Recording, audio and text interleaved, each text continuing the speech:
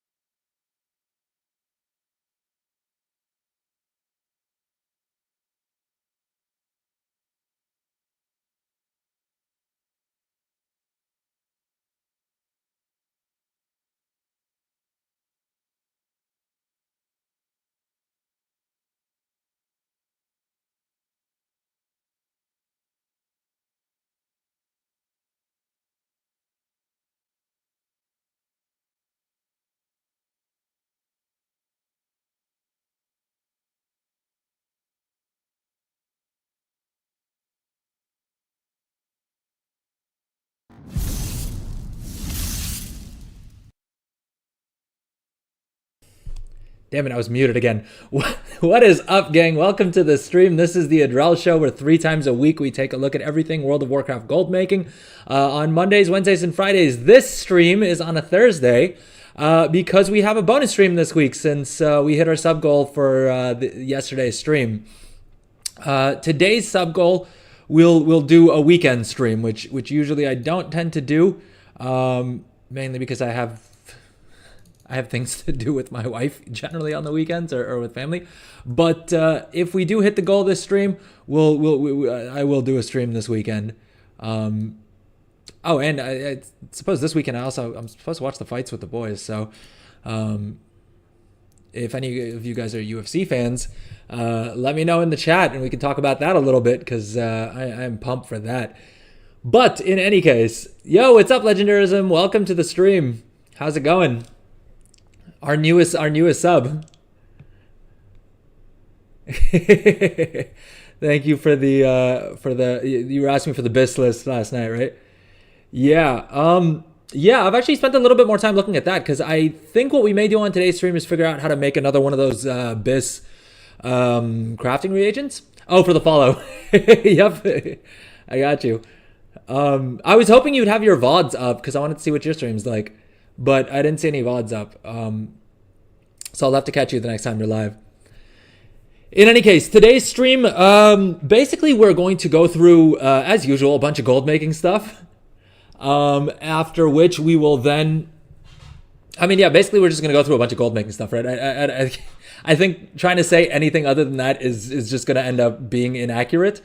But basically, first and foremost, Jesus Christ, as much as I've tried to adapt this layout to work, it seems like I constantly have something overlapping something else or whatever else. But all right, I think that should do us in terms of layout. Although in saying that, I just realized that no, that's not the... Sorry, OBS tweaking is always fun. Always fun. Especially because I always end up locking the wrong thing. Is that the middle? I feel like that looks weird. All right, let's just do it here. I think that's probably good enough. Anyway, technical issues aside, we are... so today's stream, basically, we're going to go through our different characters. I need to craft treatises for everyone, and so we're going to start spending some knowledge points and things like that. We'll do a mailbox opening, because we have at least another 2 or 3 million gold in the mailbox. I have been spending a lot, but also making a lot on enchants. What's up, Goldson? Welcome to the stream. How's it going, man? I didn't catch your message in the Mantheus stream until after I went, because the stream went down. Like Mantheus' stream went down, and so I reopened the app for something, and I saw that you had given me a little shout out, so thank you for that.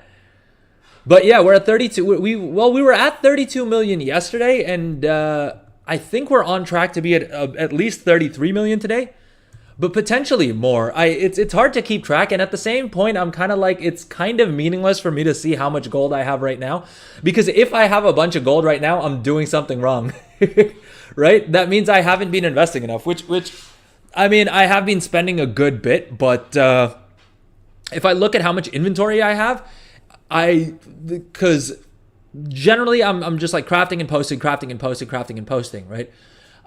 But sometimes I'll go through my inventory, and prices for a specific item that I'm selling have gone down, and so I haven't posted them on the auction house, and so I'm not really getting a good gauge from that. But I'll literally just like I'll click to like post something and see that I have like 800,000 gold worth of like a specific spell thread, and be like, damn it, this is where my gold is tied up. All right, so that is definitely an asset, right? Like even if the prices for those drop a bit, I mean, it'll go from what, 800 to 700,000 gold or whatever. So it is what it is. But yeah, I think overall we're doing well. We're doing well in terms of gold making. All right, let's just quickly check if this guy sent off his treatise order. Yep, that's done. Should we start off with the mailbox opening? You might need a loan. All right, stream's ending early today, boys. Hey, I said it was a bonus stream. I didn't say how long we'd go for today. Doing a big sell tonight. The whole war bank is going on the auction house. Well, what are you storing in the war bank? Because initially I thought I would use the war bank for cross realm trading. But then I quickly realized that that was dumb, primarily because of the fact that you can only access the Warbank on one account at a time. And then secondly, what was I saying? Trade Skill Master doesn't recognize a Warbank for whatever reason. I presume that they're working on it, but it doesn't as it currently stands, which means that it's kind of inefficient for cross-realm trading or for like doing anything auction house related. Because as much as I like Bagonator as the add-on, it doesn't work flawlessly. Sorry again, give me 1 second. I'm trying to get my hands. Funnily enough, this is gonna seem like I'm distracted, but what I'm trying to do is I'm trying to get my hands on a bunch of those the promo codes for the trolley promotion that's going on, where basically if you buy a bag of sour candy, which Lord knows I buy way too much sour candy, then you get a free pet in game. The issue is that you can only get them in North America, which seems kind of doesn't seem great on Blizzard's part. I do wish that they maybe they're planning on giving it away with the trading posts or whatever at some point. But in any case, basically if you buy sour candy from the US, you can.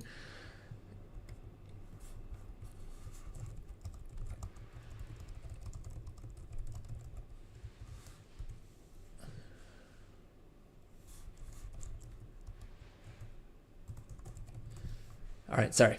Enough distraction.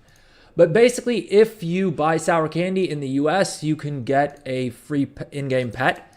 And so, yeah, I'm planning on having someone I know in the States buy up a bunch of bags of candy and send me the receipt for them so that I can claim a bunch of those codes. And then we can do giveaways for the pet on stream, which I know will be really nice for any of the EU players. Or heck, even the Australian players, because the promotion website at least says that it's only open to like American players. So that could be kind of fun. That's something to be excited for. That said, I'm just realizing that my little now playing button isn't working. Gosh damn it. As much time as I spend before the stream thinking I've gotten everything figured out and that we're going to have a technical issue free stream, just does not seem to want to happen. All right, let's see here. I think opening up this app should fix it, but I suppose we'll find out. We'll find out. We may have to.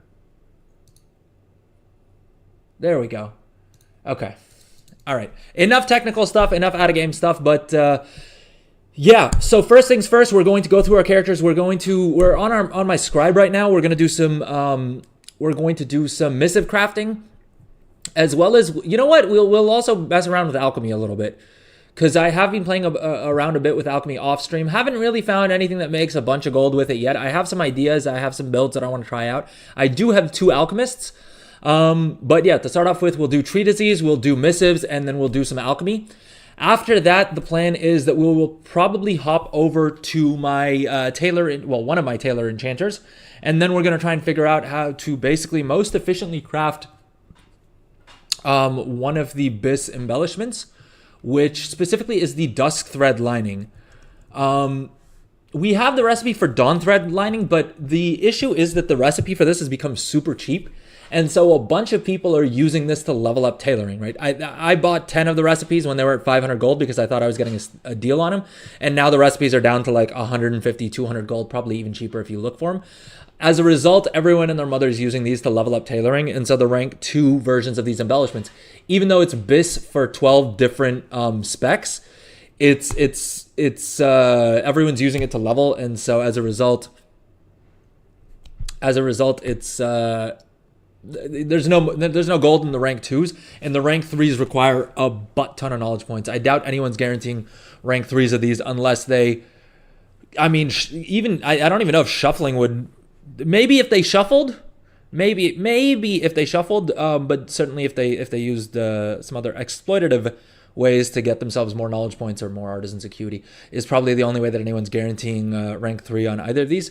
That said, the dusk thread is also BIS for 12 specs. And the nice thing about that is it's a raid recipe. So the recipe is extremely expensive. I was taking a look at it earlier. Let's see if any server has it nice and cheap that we can snipe it at. No, it looks like the price has gone up. I should have probably bought it earlier when it was at 150,000 gold. But we can get it for like 165k, which is not amazing, but not terrible as well. The reason that we want to get it though is because of the fact that it's BIS for so many different specs. The sale rates are pretty good on it, right? And we're just gonna craft rank 1s and rank 2s at first just to pay off the actual recipe, after which it'll be a profit. My thinking is that if the recipe is this expensive, we probably have less competition in the market, which is a good thing, right? I have enough gold to throw at this, and these are the kind of investment things that I'm talking about, right?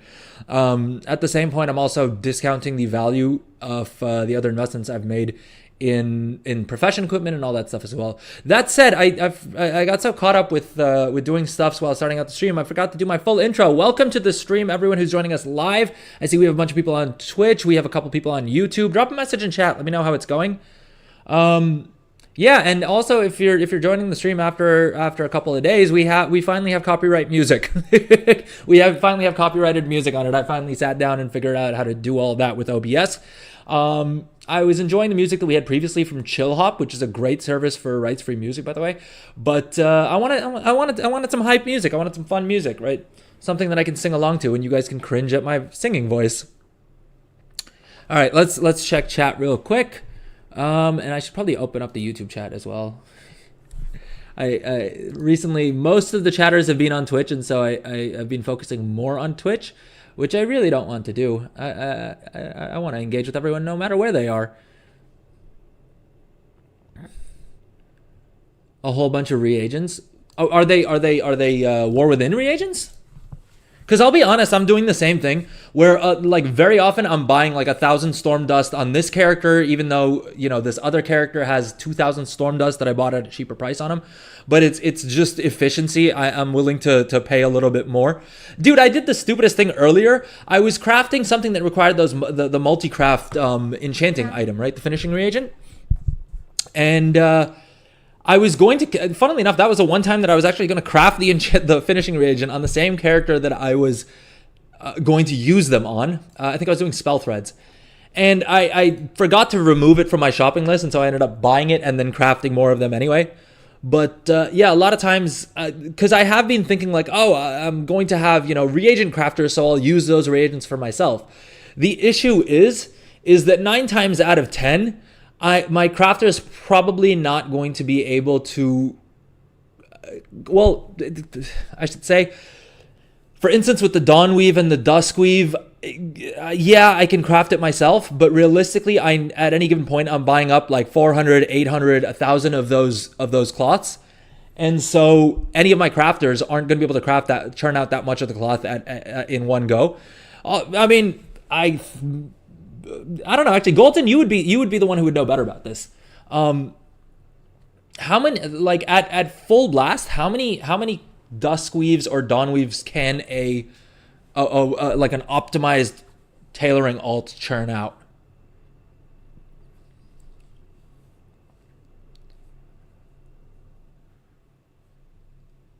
Altaholic stores the data good. Altaholic, yeah, Altaholic is decent, but that said, it bugs out on my second account for some reason.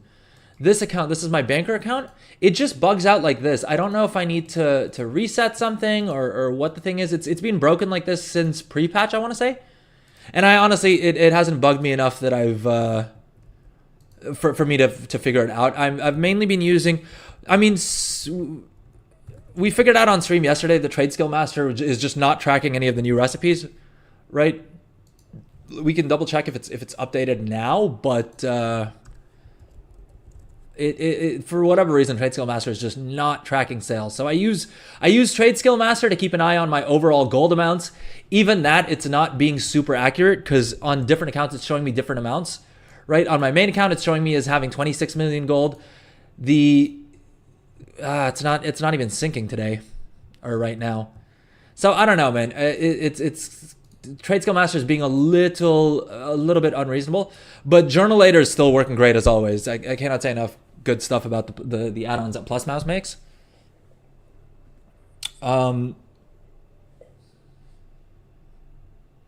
Oh, you're probably right. It's probably just in the add-ons menu. Hey, we made it all of like 3 minutes into the stream without me opening up the add-ons, but the add-on menu is now open. No, dude, I have everything enabled, right? Is there another requirement? All of the data store add-ons are enabled, and all of the Altaholic add-ons are enabled.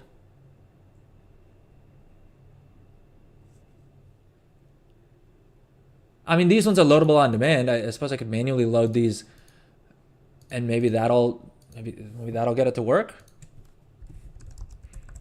Let's check. Well, it did something. I don't know that it did anything good though. It still looks pretty messed up. Oh, I suppose the solution is probably going to be to come here and hit reset all data and then log into every single character again. I just can't be bothered to do that. At least right now on stream. So we'll do it later. But yeah, I've been using Journalator to track sales, and then what other add-ons am I using? Yeah, so I mean, I use this add-on called Baginator, right, for my bags interface. Bags, banks, guild bank, war bank, it does all that cool stuff. The coolest feature is actually for the war bank. It gives you everything in one page, basically. You don't need to tab through the individual bank tab, the war bank tabs, which I kind of like. I wish it could do the same thing for guild banks, but I'm guessing there's a technical limitation to it. In any case, this add-on has a built-in inventory checker thing as well. I'm not sure which of the inventory reports it is. I think it's the one at the top there, just below sale rate, right? Like right after the description. To be fair, I mean, on my tooltips, I have 3 different add-ons showing me how many of my alts have inventory of each item. The reason I do that is because it seems like all the add-ons have their own issues with what items they show and which ones they don't. So Baginator works great, but it doesn't work across across multiple accounts, which kind of sucks, right? So that makes that a little bit less useful.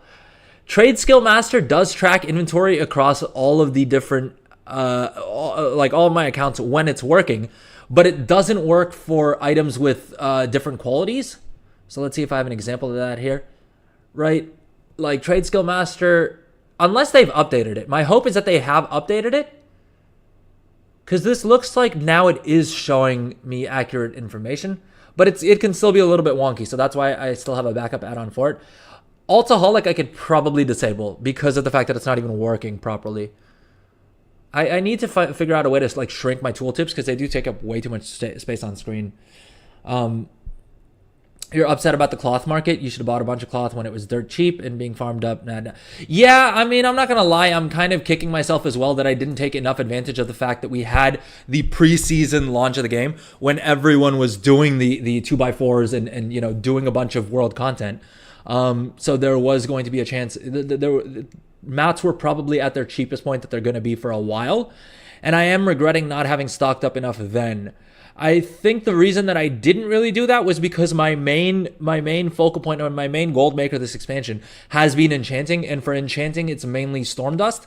And Stormdust, we knew that there was going to be the Shatter coming out in a couple of days, or with around the start of the season, and so I was a bit hesitant to stock up any more than that. And I was worried that you know, I figured the best bet was to just wait and see, right? Yeah, so I didn't pick up much in the way of Stormdust, but I probably should have picked up some Weaver Cloth and some of the other mats. I don't know what happened to herb markets because I mean I was doing Inscription, but I'll be honest, for Inscription, I'm not using herbs as much as I'm just buying the ready-made inks. I was after watching K-Chak stream the other day where he was doing the inks thing. I was super tempted to hop onto that.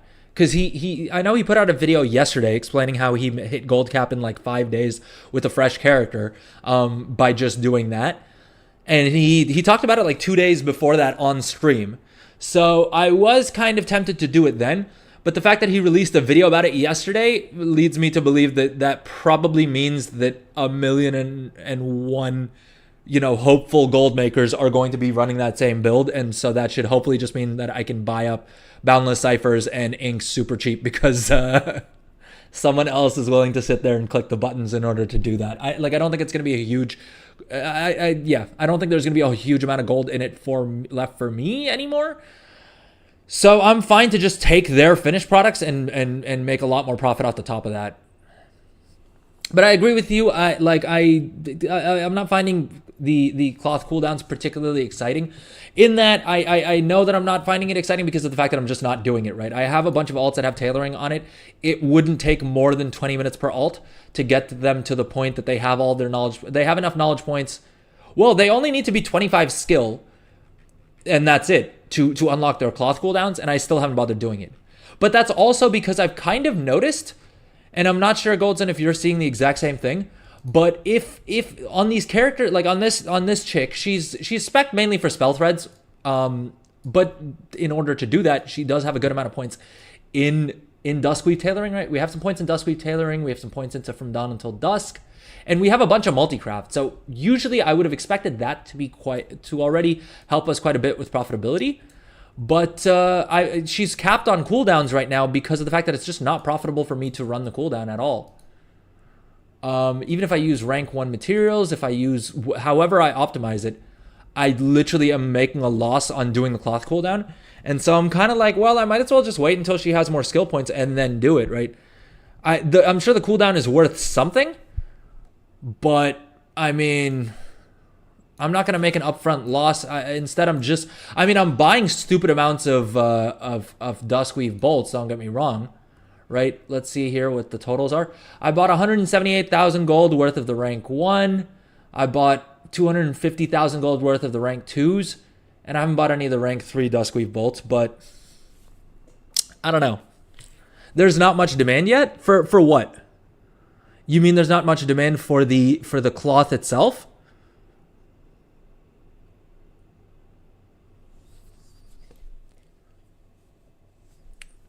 I mean, well, the rank 3 spell threads are selling well for me. The issue I have is that I can only craft them with concentration, and I haven't been on top of my concentration game because it's me.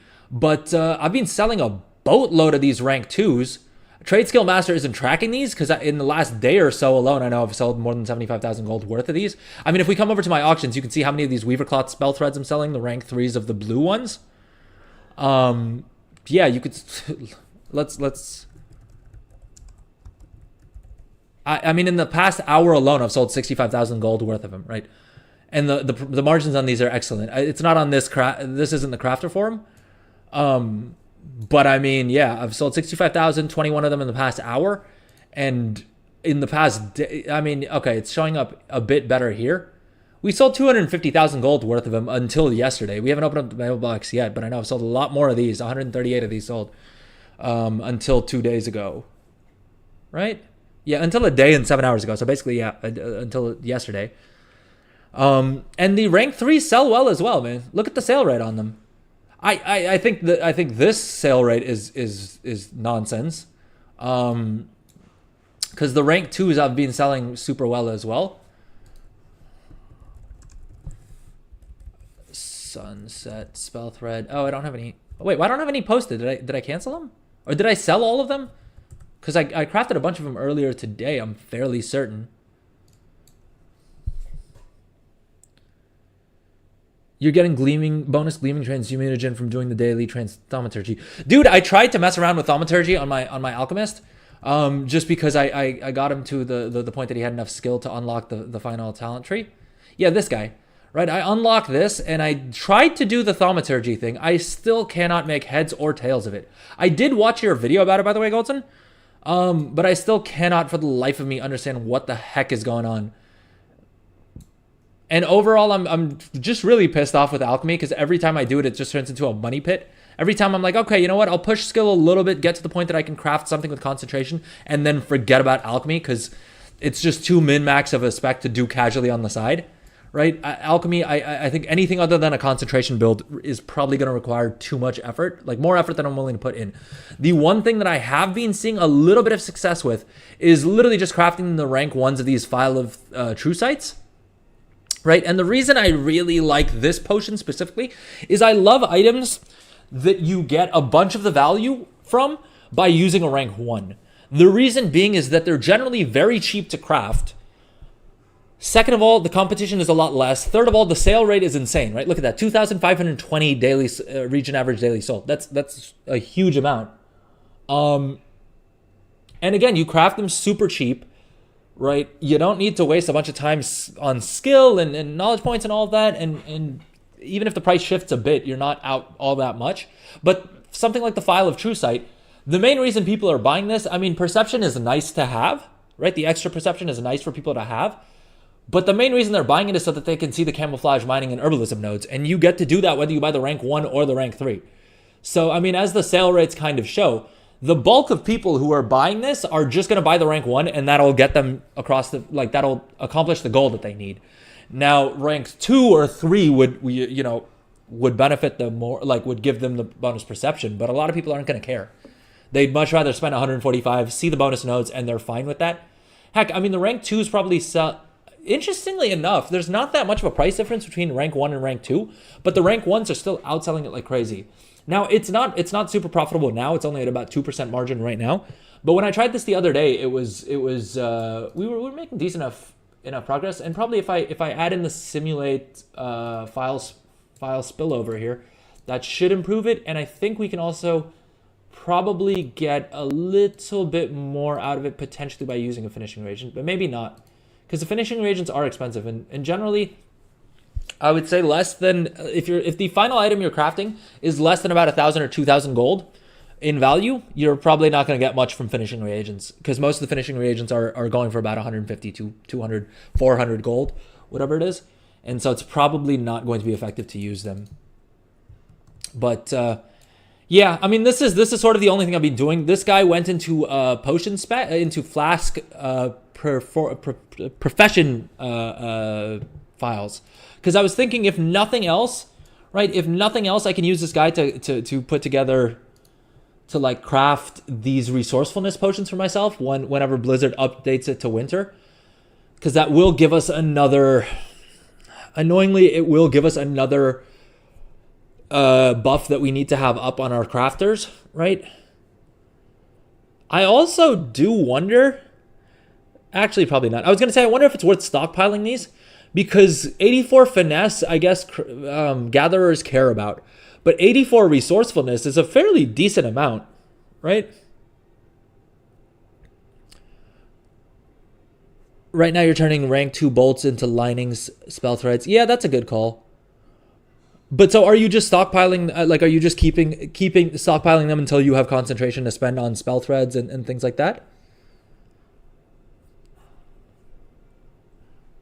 Also, is ingenuity paying off? You didn't join us on stream yesterday, Golden, but I'm not gonna lie, I was talking about my skepticality of ingenuity.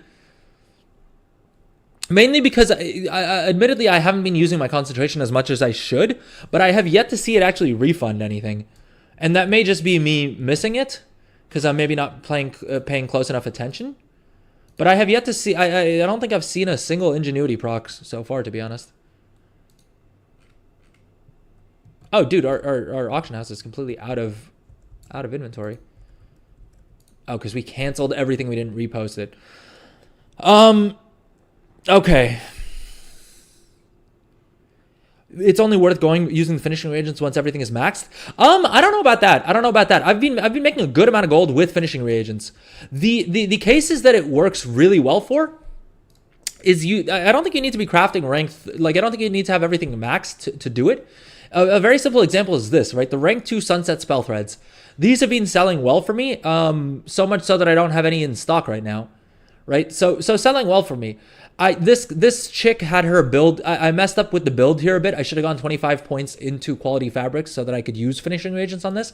But just as an example, if I had put these 25 points into quality fabric instead of extra points into dawn until dusk, which was a waste. This was a dumb move on my part. I just hadn't figured it out at that point. But I mean, using the mirror powder at the very least will significantly impact the margins profitably, right? And this is crafting rank 2 versions of this. We go from we go from a 12% margin, which is kind of like I'm not going to bother, to a 23% margin, which is now an item that I'm actually excited to craft, right? So finishing reagents can make a big difference. And the other one that I don't know if enough people are using are the crafting licenses, because a lot of times it's less so the case for something like tailoring, but for rank 3 enchants and yeah, more or less for rank 3 enchants and for some other I'll say for guaranteed rank 3 crafts across the board, there's a lot of cases where you're going to benefit from using one of these apprentice crafting licenses, because if you can spend 335 gold to save yourself even on like, you know, having to use one less gleaming shard or rank 3 gleaming shard, then you've already saved yourself gold. Let's see if I can show an example here. Yeah, this should probably work, right? If we were crafting this at rank 3, well, never mind, that doesn't work. I think finesse enchants we crafted a bunch of earlier because they were selling super profitably. Here we go, right? So if I don't use a finishing reagent, I need to use 22 rank 3 storm dust. But if I stick one of these on, right, we go from 35% margin all the way up to 43% margin. So I think these finishing reagents are especially powerful. The other thing that these finishing reagents are really good for is if you're playing a character, if you're on a character that doesn't have all their blue profession gear, but you're just a little bit short, right? Because with most characters, you've probably picked one profession to prioritize over the other for them, which means the other profession is going to constantly be a little bit behind, right? But you can use these items to get past that breakpoint. So even though this is costing you 4,800 gold, if the profit on a rank 3 is more than 4,800 gold, then you can actually make a craft that isn't otherwise profitable, you know, guaranteed at rank 3 with this item. Ingenuity helps with leveling. Thaumaturgy, daily crafts 100%. Oh, really? That's kind of interesting. Legendarism for enchants, should I go ingenuity or resourcefulness for the tool? I personally went resourcefulness. I have yet to put an ingenuity enchant on anyone. I have also yet to craft a rank 3 like what do you call it? A blue profession tool with ingenuity on it. I'm a little bit skeptical of ingenuity, but that's also because of my playstyle, right? Most of the characters I'm playing, I'm not going with ingenuity. Or I'm not primarily using them for concentration. If I was doing concentration focus alts, maybe I would use ingenuity. But by and large for enchants, I would go resourcefulness, because especially if you're crafting rank 3 enchants, then the ability to save save your gold. I mean, you'll see here, this chick has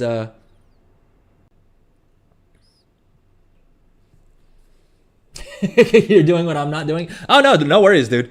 I don't care if you are undercutting me. Listen, it doesn't. I would rather you undercut me than all these other dirty shufflers out there.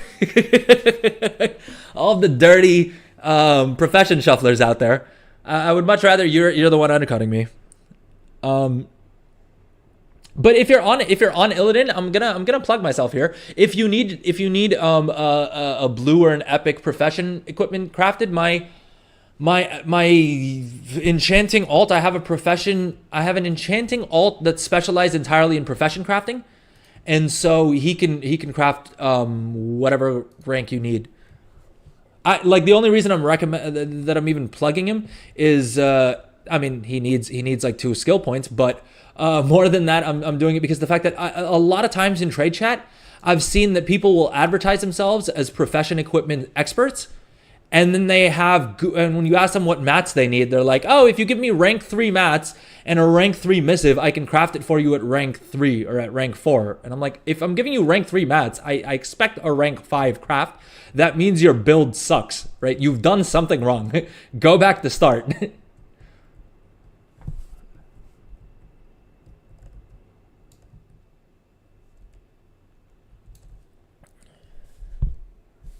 Okay, you need him.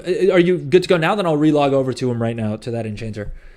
Lord knows we can look. You know what? Let me do the treatise crafts first, real quick, just because I'm going to. Okay, perfect. You need a minute anyway. All right. You know what? Let's take a quick break actually, because I've needed to pee for the past like 10 minutes, but I didn't want to interrupt the chat. Being a fully maxed thaumaturgist, using ingenuity files and everything, we can convert transmutagen into rank 3 materials once a day. Doing that 92 times every day will make a lot of gold. Yeah, fair enough. Fair enough. The thing is, I know how, like, I know the way I like to play. I don't really love swapping between characters a bunch. I do it a lot, but I like logging onto one character, kind of focusing on what they're good at, right, and crafting a bunch of that, and then moving to the next character. As to whether or not that's the highest gold per hour, I don't know, but it's how I'm enjoying playing, and it's making me a decent amount of gold, right? All right, let's take a quick little break, and then we'll come back and we'll do. Yeah, it could go for wee wee. Yeah, I'm gonna go pee real quick, and then we'll come back and we'll craft all of our treatises and log over and get that enchanting tool crafted for legendarism in chat. All right, take care, folks. See you in a couple minutes.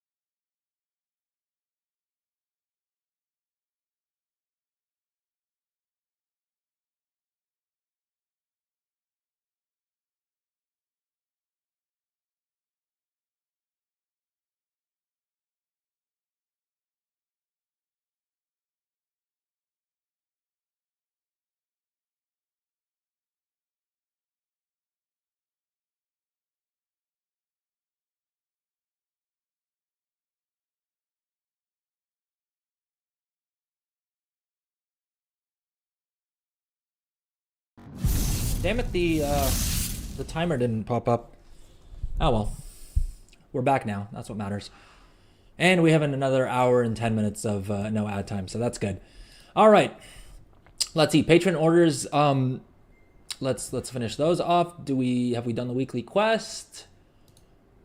Yep, we've just got the treasures and we got to farm up renown.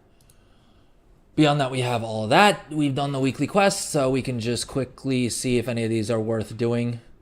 2 knowledge points for 1,200 gold. Probably not worth it, but one job setting up the timer. Oh, by the way, Goldson, I forgot to mention, you will notice that we have a new emote that I added just for you. I mean, everyone can use it, but I added it specifically for you.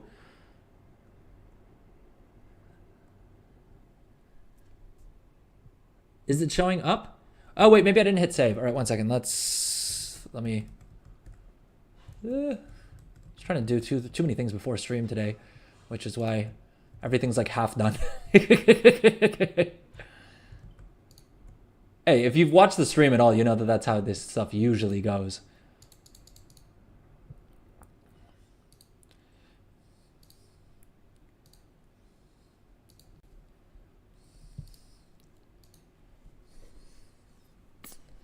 All right, give me 1 second. Let me try and...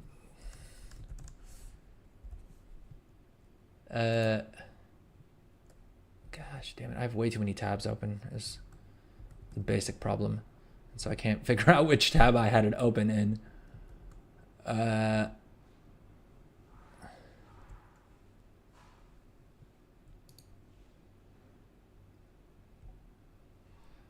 can make the main tool basically. The what is it? The like the rod. Either the runed iron claw rod, which will cost you 300 artisans acuity, or the runed null rod, which will cost you 400 artisans acuity. I think I can rank 5 it. I'll hop over to that character in a second and tell you. Sorry, give me 1 second, gang. While we were off stream, I also figured out that apparently, in addition to the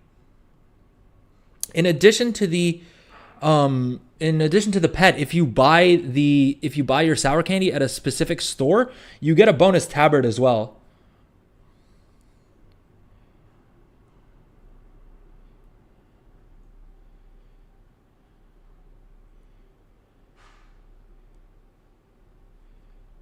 So I'm just trying to tell the person who's grabbing those for me what those stores are. So give me just 1 second. Trust me, it's going to be worth it because...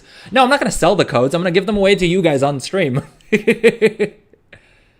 I mean, unless you want to pay me for them. I was thinking we'd just do a giveaway, but... I could probably sell them for even more, though, to be fair, because all the EU players are going to want them. And heck, if I can get the codes that have not only the pet but as well, but a unique tabard as well, that's dope, right? That's it. Saying go for one job. Okay, back. So I'm good at backend Twitch backend compared to Mantius. Really? I don't feel like I am, but I suppose that's not the highest of bars either, though. All right, where the heck do I do content monetization? No, it's none of these. It's none of these.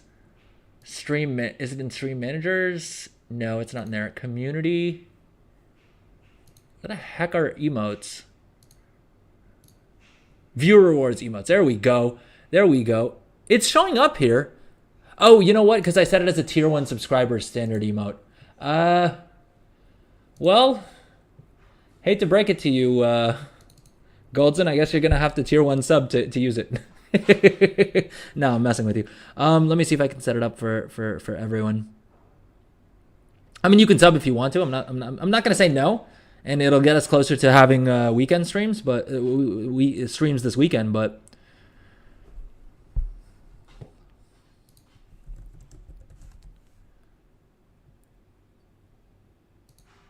oh wait, I think I need to delete it for tier 1 subs. And then I can probably add it here.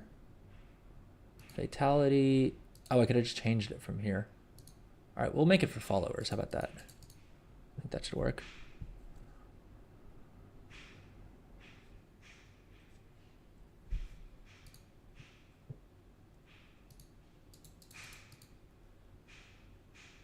Oh, thanks for the sub, Goldson. What's up?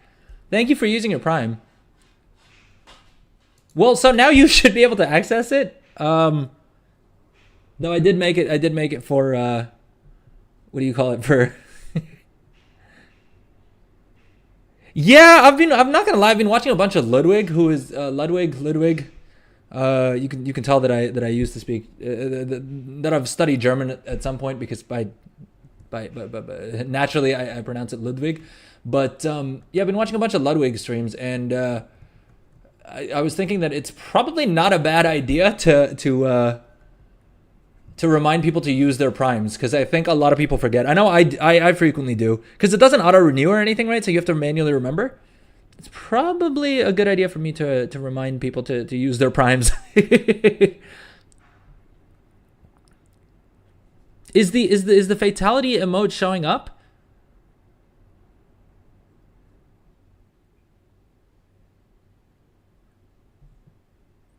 I wonder if maybe I need to refresh. Oh, thank you, Goldzin. Thank you. That's very sweet of you to say. You seem like a super cool dude as well, man.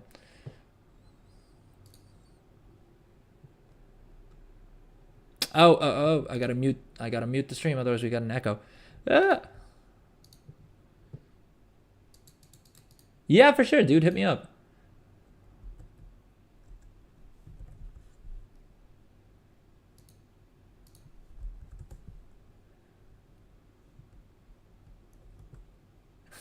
Once you're a famous worldwide vlogger, let's do it. Let's do it. Is there like a save button for emotes? Because I have it set up as a standard emote, so everyone should be able to use it. Oh, it's pending approval. That's why. All right, my bad. I didn't realize it has to go through approval. Anyway.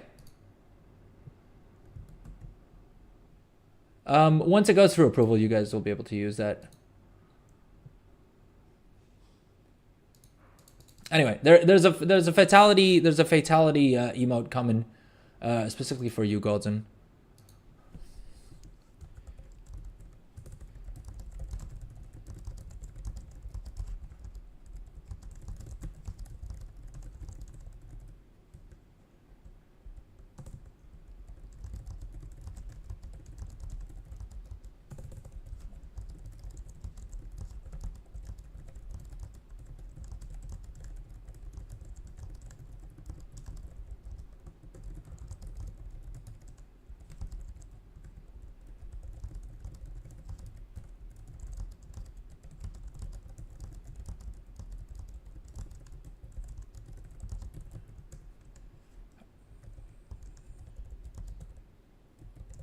Send it to Kia Lordriel. If you can wait like 5 minutes, I'm just going to quickly craft treatises and then I'll log over, and so we can do it. We can do it live on stream. The hell is this?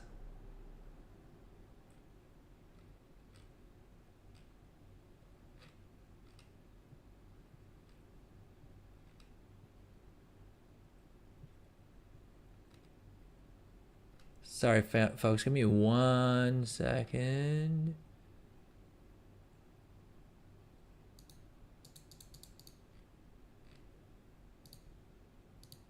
Dude, this promotion is so poorly advertised.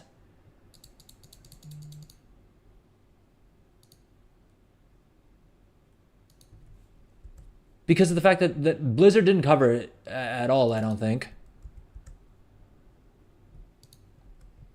And it looks like there's 3 different stores that has different items with them.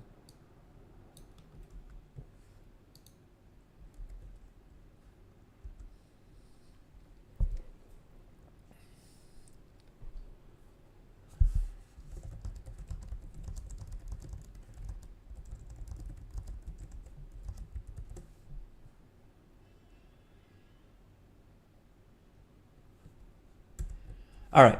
So we've sent off the thing to that person. Let's get back to the actual stream. Sorry, folks.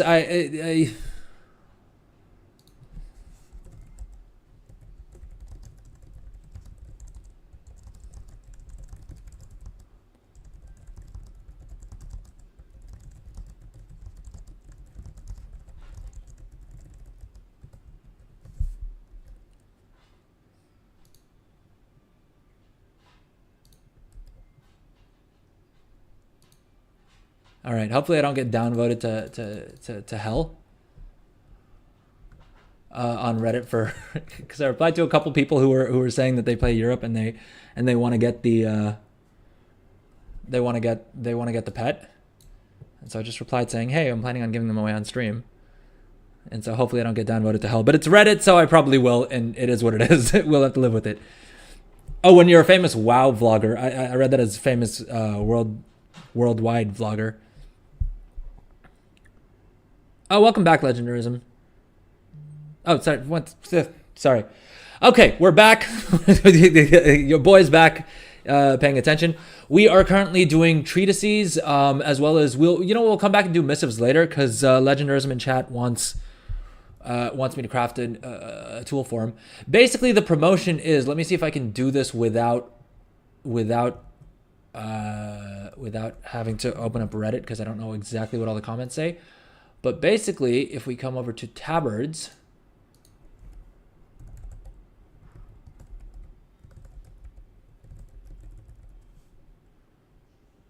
classic sepia tabard. No, that's not the one.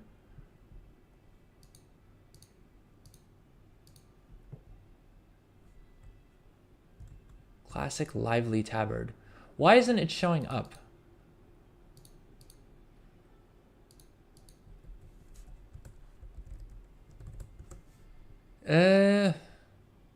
Strangely enough, it's not showing up here, but it looks like someone has been nice enough to just link a screenshot. But basically, if you buy Trolley sour candy, I mean, technically the German pronunciation is like Trolley. But yeah, basically, if you buy the sour candy, you get not only the gummy pet. God damn it! Why does nothing want to show up for me? God damn it! All right, but basically, if you buy Trolley gummy worms, you get a gummy worm pet in the game. And then if you buy it from specific stores, like Walgreens has one, Circle K has another one, I think Kroger's has another one, and there's a fourth store. Dollar General also has a different one, according to Reddit at least. This isn't advertised anywhere. Wowhead had a post like months ago saying that they had data mined like a gummy worm promotional event, and then I don't think Blizzard has put this out anywhere, but luckily the other day Wowhead put out another post saying like if you buy any of these gummy worm products online or offline, you can get the pet. And so I'm having someone I know in the States buy up like 10 of them so that I can give away the pets on stream. But apparently according to Reddit at least, again, this isn't advertised anywhere. I mean, maybe it's advertised in the States and I'm just missing it. But basically, if you buy it from a specific store, you also get these tabards. So I think Dollar General has this tabard. One of the other stores has this tabard. Another one has this one. I think this is the Walgreens one. Ironically enough, the one that isn't green is the one that you get from Walgreens, but hey, it is what it is. And then there's also this tabard that you get from another one of the stores. And then lastly, this one, I guess you get through Kroger's. Points Rewards Plus program.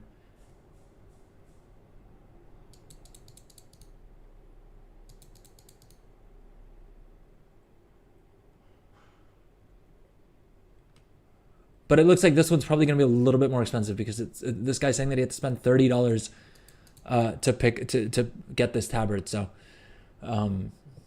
probably I don't know. I mean, I'll be honest. I'm not big on tabards, but I know a lot of people are big on collectibles, and so If you are, I'm guessing you're probably going to want to snap that up, right?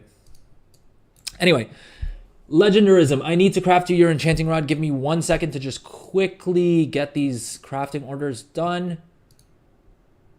And I promise I will be right with you. Do I have any buffs that I need to have up? Dude, this is a constant concern.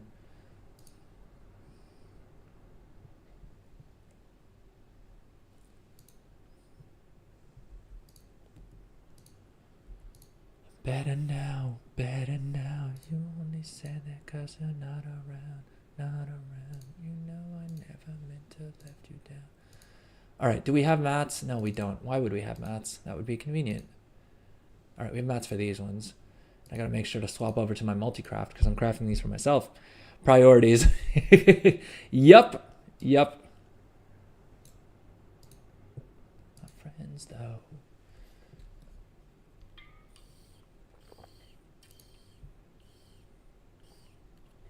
Stay hydrated, folks. Remember, it's the most important thing. Not just for gold making, but for life, is staying hydrated. Although, like I've said before, I'm not fully sold on the idea. Because, I got this giant water bottle. I think I've talked about it on stream already, but just a recap for anyone who's joining us for the first time. My wife talked me into getting me one of these giant water bottles so that I would drink even more water. I would drink a decent amount before.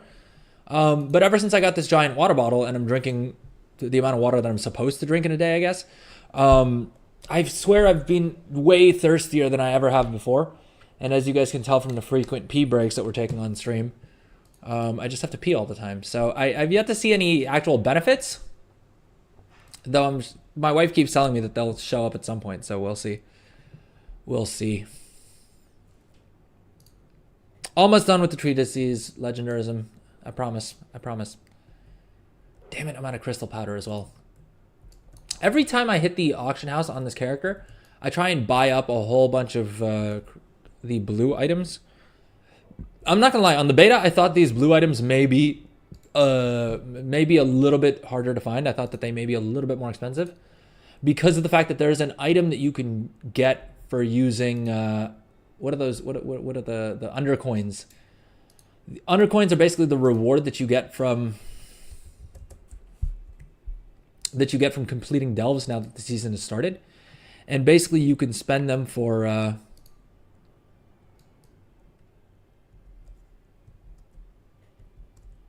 that you can get from completing delves in now that the season has started, and basically you can redeem those undercoins for certain, like, I think they're basically just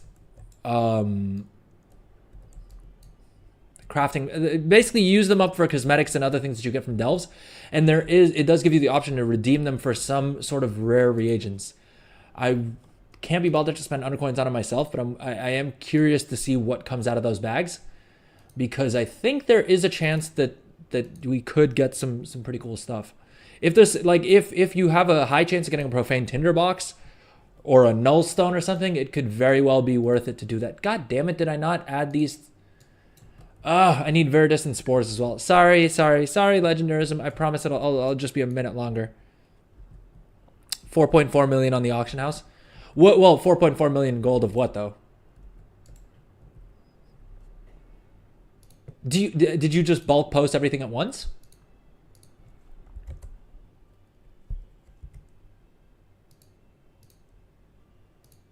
Because what I've been trying to do, which that reminds me, let's quickly do this, is posting things in stacks of like 20 or 30 at a time, just so that I can sort of get a little bit around the undercutters, right? Because if I'm going to be online anyway, it's kind of pointless for me to just throw up 100 of them and then get undercut in like 10 seconds and then none of them sell, right? Whereas if I post them like 10 or 20 at a time and then just do that over like 10 minutes, I'll get some sales while they're up.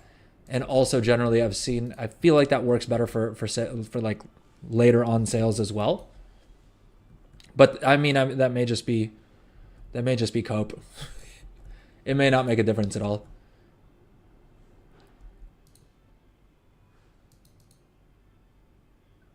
Okay, there's not a huge price difference between these. We might as well. Dude, the alchemy treatise is pretty expensive. Considering how much of a... I mean, it's not surprising given how much of a gold pit alchemy is in general. I'm definitely not making my gold back on alchemy anytime soon. At least I don't think so. Unless something radically changes. It's just been a money pit, and I've sunk way too much gold in it for it to conceivably pay off anytime soon.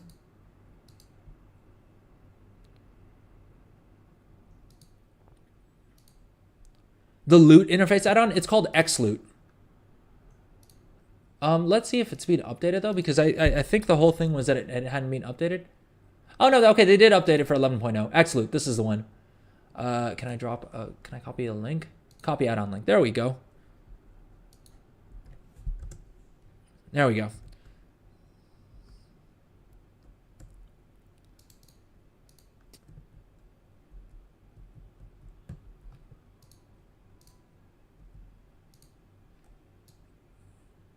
So, I mean, I would do this patron work order. The 1,300 gold for 2 knowledge points I'm cool with. It's just I don't know if I want to use up acuity on this. I mean, realistically, I'm not using up my acuity on this guy for anything else. Though I should be, because Lord knows there's gold to be made. But anyways, I said I would do the treatises, and then we'd hop over to the enchanter to craft legendarism's tool. So let's do that. Should switch off the desktop mode as well, because I'm probably... All right. Kia Lordriel. This is the guy for you to send your crafting order to legendarism.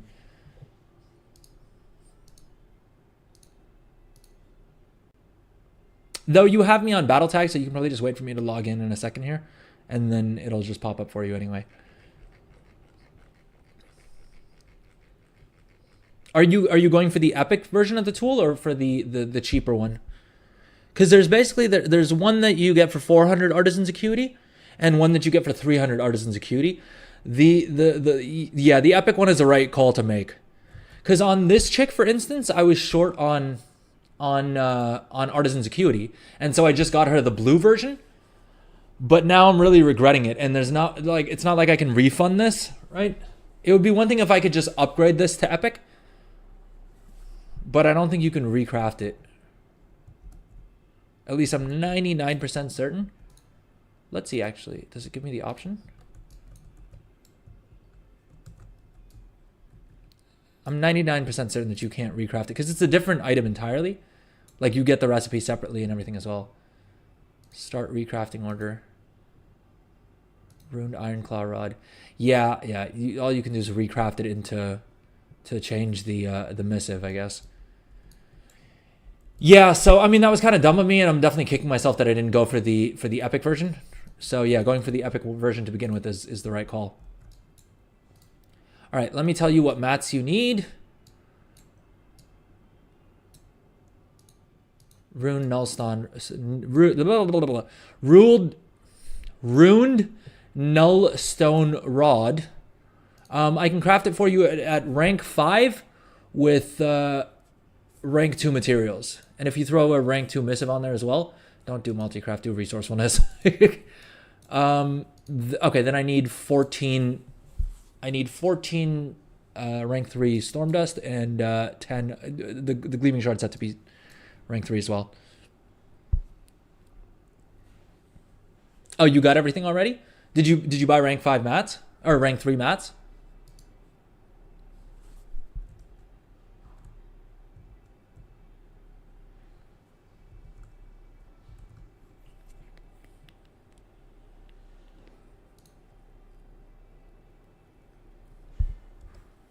I need to get this guy epic tools or like blue tools as well, but I've mainly just been focused on tailoring because he's making a lot of gold off of these daybreak spell threads, and we're gonna do the dusk thread next, the dusk thread lining in a second here as well.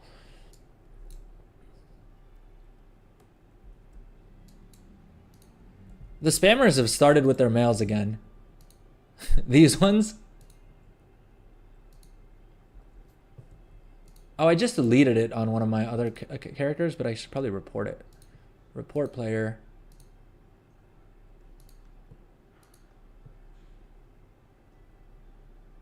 Why does it not automatically delete the mail if I'm reporting it? Well, I guess because if it's like I got scammed or something, I may want to take a screenshot, right?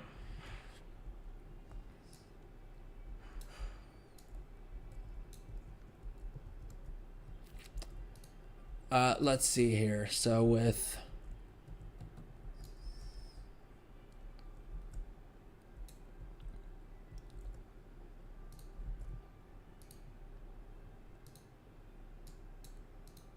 required rank 5. God damn it. All right, legendarism. I love you. I love you for joining every stream. So I'll use up concentration. We'll do it.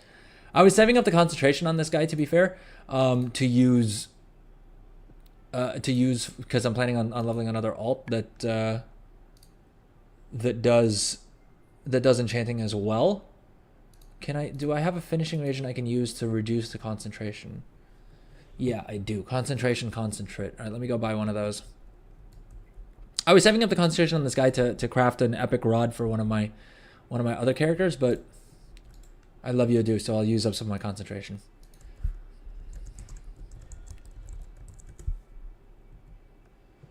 Eee. Goldson, you're a resident concentration expert. Is the extra 2% concentration saved worth an extra 230 gold? 240 gold, 231 gold to be specific. Probably, right? Not right now. Well, this guy has enchanting. Enchanting concentration is worth a pretty penny. All right, let's do this. We were going to have to use 304 concentration. So if we do 304 and we're saving 2% of that, that's 6 concentration. Now, the way to calculate what our concentration is actually valued at is going to be to change this to concentration value. Leave this at optimize reagents and uncheck only favorites. We can include gear even though it's enchanting. The gear's not going to make a difference. So we're going to save. Basically each point of concentration is worth 37 gold, and we can get 37 gold per point of concentration. So turns out it's not quite worth it, but it's almost there. Because basically the additional 2% that we'll save by using one of these works out to 6 concentration that we'd save, right? And each point of concentration is worth 37 gold, which works out to 224 gold that we would save. So it's just barely not worth it. But yeah, if you guys are trying to decide on how to use or optimize your concentration, that's that right there. Use and craft sim. A little bonus tip for you. I don't know if anyone didn't know that yet, but hey, you know now. All right. All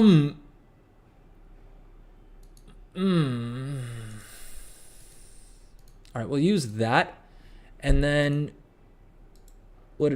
how much of a difference is this making in concentration? 350 to 334.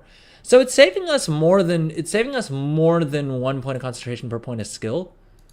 The only question is it worth 3,000 gold to save 70 concentration? Well, we can just do the same math, right? 37 times 70, 2590. So not quite worth it. So we'll just use up one of these. 318 concentration is fine. We'll regen that much anyway. Hey, it's not like I would be using this concentration anyway, because this is going to be fully recharged in an hour. Well, in technically 18 minutes, right? Because it's 1 concentration per 6 minutes. Am I right? And I forgot to shatter.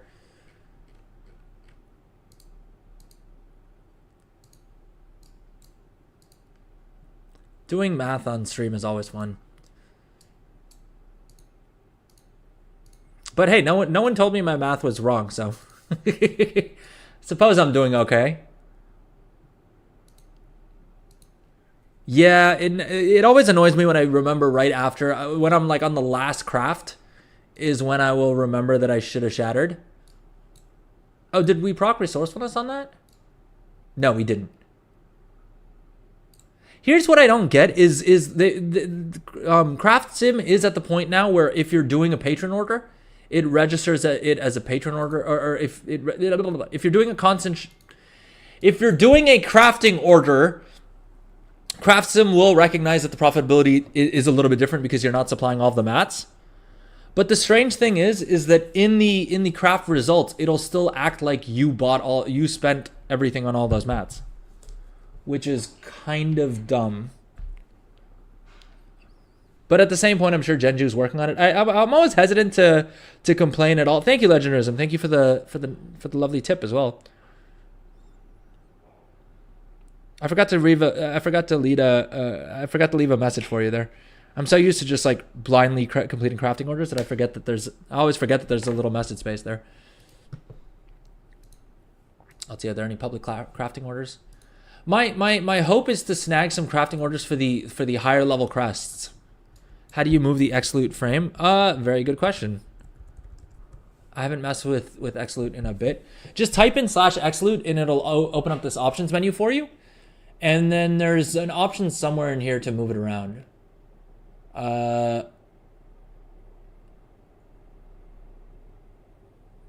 Where is it?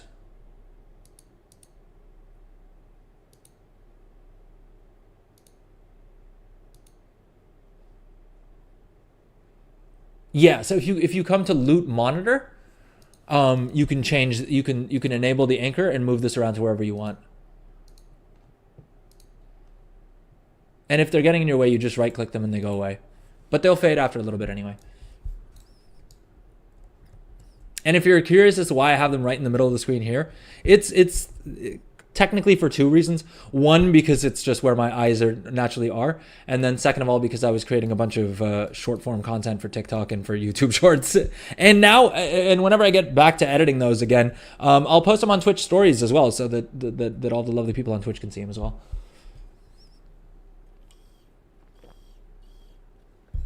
Welcome to the stream. I see we have a couple more people joining us on Twitch. What's up? How's it going? Are you guys making a boatload of gold? Or are you here to figure out how to make more gold? Twitch stories. Well, to be fair, it is a feature that I don't get why they don't have open to everyone. You do need to be like, they've limited it right now to affiliates and above only. But I get why they have it, right? Because basically Twitch wasn't really doing anything on in the vertical space. I think now you can watch streams in vertical.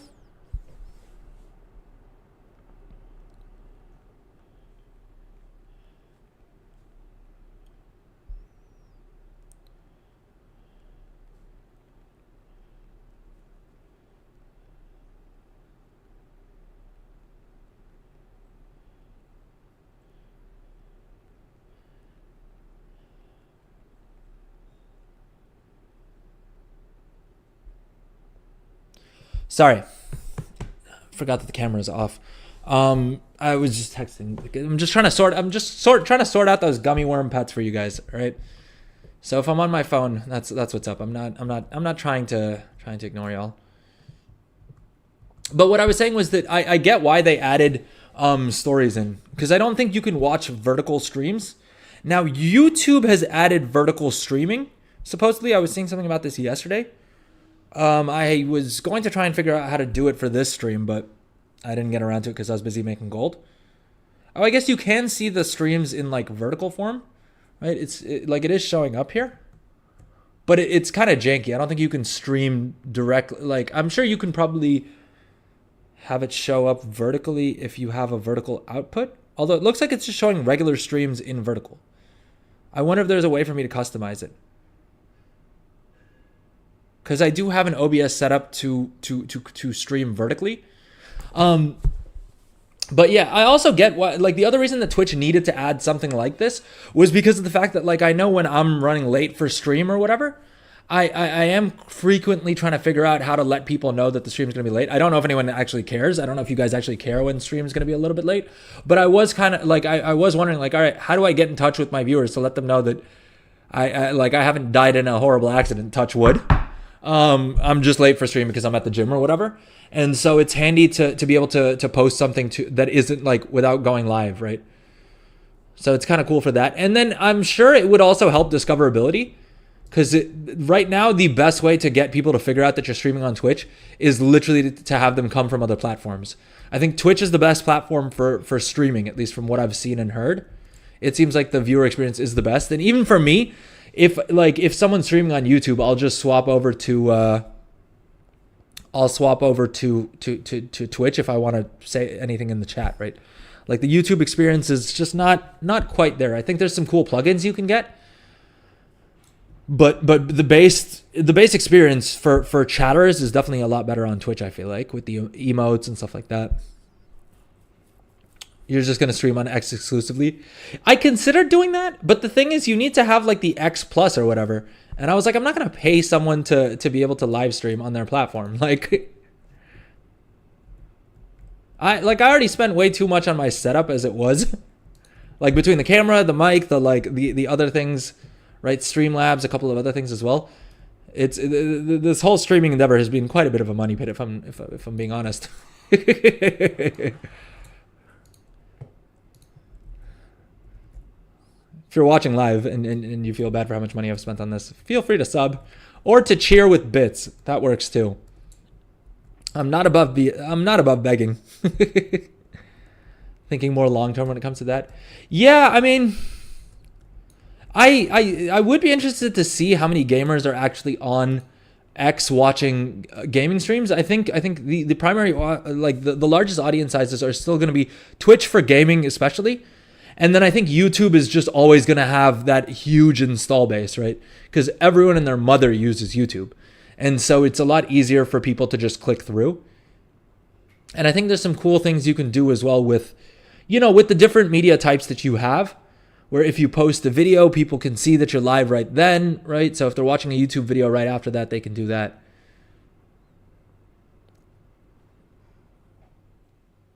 Does X work well for that? Not great for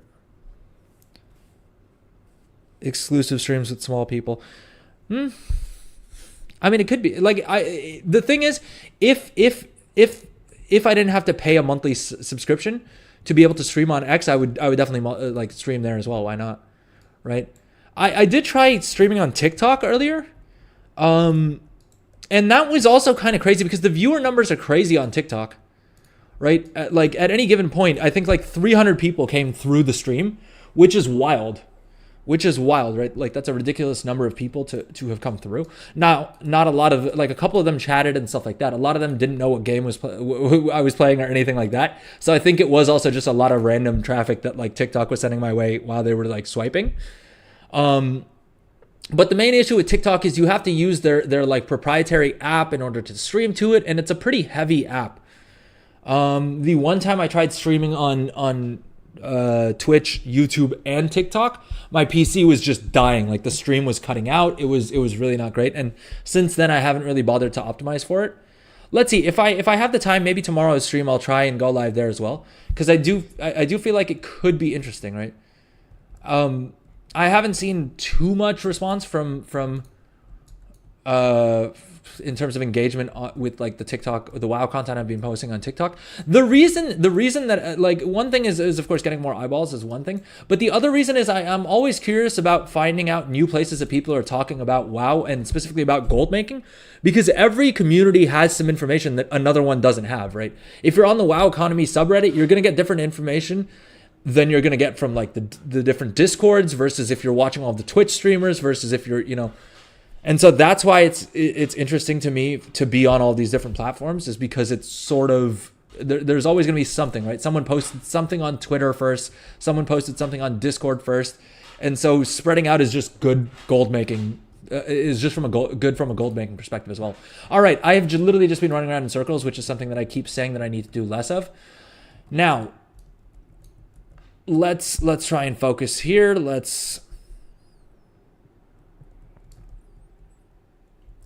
let's do a quick repost cycle because that's how the gold comes in. And then should we do a mailbox opening? What do y'all think? Should we do a mailbox opening and just see where we're at now before I spend a bunch more of my gold?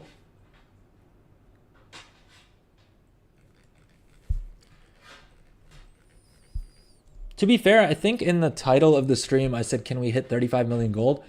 And that was before I was planning on spending a bunch of gold on stream. If we're spending a bunch of gold on stream, it may be tougher to hit 35 million gold. What do you think? Gold's in legendarism. Should we do the mailbox opening now?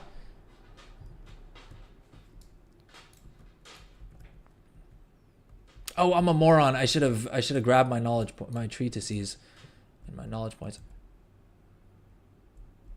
Oh no. Oh, this guy didn't need treatises. He already got his earlier in the week. All right, screw it. Let's do the mailbox opening. Looks like both of y'all are ready. All right, so the first mailbox, we've got 2.8 million gold. Yeah, we'll do these 100 at a time, just so that we have a rough estimate of how much is coming in. Let's take a look at what our total gold is as well. So we're at 28 million gold. This will bring us back over 30.8, and then we still have another 550 mails, of which I think only 330 or something like that are transmog. But you'll see there's a bunch of different items in here, right? It's enchants are the bulk of it, but you'll see things like missives. Missives have been making me a good amount of gold. Even random things like polishing cloths, armor kits, of course, right? Spell threads. I mean, I categorize all those as enchants, really. But the missives have been making a decent bit of gold as well. I literally just picked a character, like my scribe. I went full multicraft, primarily so that I was hoping I would proc multicraft on my treatises, which was probably a fairly short-sighted idea because very quickly treatises aren't worth that much gold, and realistically I'm only doing it once a week. But I'd gone full multicraft build, and then I was trying to figure out what else to do with him. And initially my gut instinct was, well, once I saw K-Chak's stream and video, I was like, maybe we go like matte crafting. But I'm glad I didn't go material crafting because of the fact that K-Chak released the video about it yesterday means that everyone and their mother is going to be doing that. And so instead I went missives, and it's been a good little gold churner. I need to set up 2 more scribe alts, one for contracts and one for Ventus runes.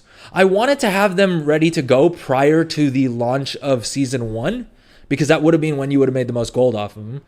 But I didn't have them set up then, and I'm sure I could still make good gold now. But okay, so we pulled out 2.8 million gold, and now we have another 1.5 million gold in the mailbox. So we're definitely smashing we're gonna set a new PR for the amount of gold that I have, right? Our previous peak was, that's not right, is it 33.3? 33.73? Did we hit that on stream? Am I misremembering it? We would have hit it on stream. I've only been opening mailboxes on stream.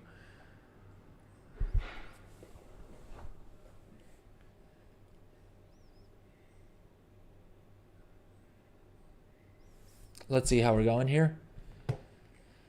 Oh, we gotta ban someone.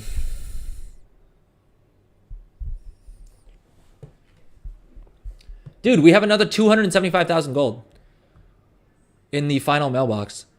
All right, that's a better haul than I thought. I think I literally made more gold yesterday than I did on Tuesday night, which is kind of wild. I mean, it's not entirely surprising because on Tuesday night I didn't craft enchants on my main because I'm a moron. All right, not bad. 32.5. 32.5 million gold. Hey, we're up. That means we're up like 2 million gold since the launch of the expansion. And that's not that. But the thing is that is also not counting all the inventory that we have and all the other investments we've made that are already paying off. Because on this guy alone, we have another 190,000 gold in auctions coming in. And then let's see what we have in terms of inventory. We have another million worth of War Within consumables, and that's not even including all all of the other gold that we have in profession equipment and that we have on the other alt and that we have in our cross-realm trading and stuff like that. But hey, not too bad, right? We added what, like 1 million gold in profit in the last day? I mean, I think I probably spent... I'm trying to think. Because I was going to say I probably spent less than 5 hours making all that gold. And I think that's probably accurate. I know that sounds kind of janky because we did a 6.5 hour stream last night. But I spent the majority of that stream just talking nonsense and messing with Craft Sim, right? If I had just stayed focused and crafted that entire time, it would have probably, the entire thing would have taken me less than 4 or 5 hours, which means we're making about 250,000 gold in profit per hour, which is pretty good, right? I mean, I think what's gathering at? Golds and legendarism. How do you guys feel about 250,000, 200,000 gold an hour?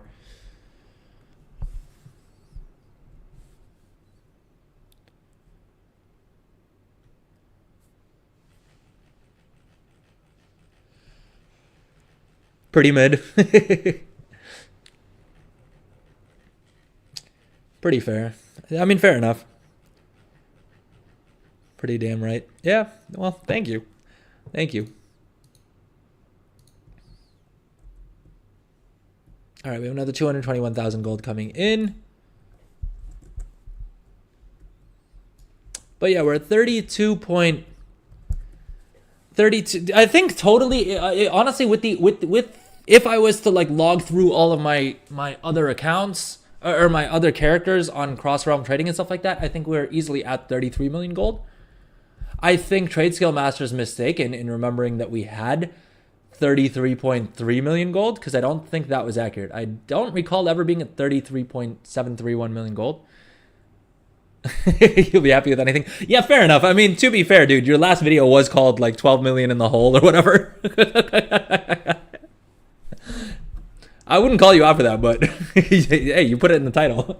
It was either in the title or in the screenshot or in the thumbnail.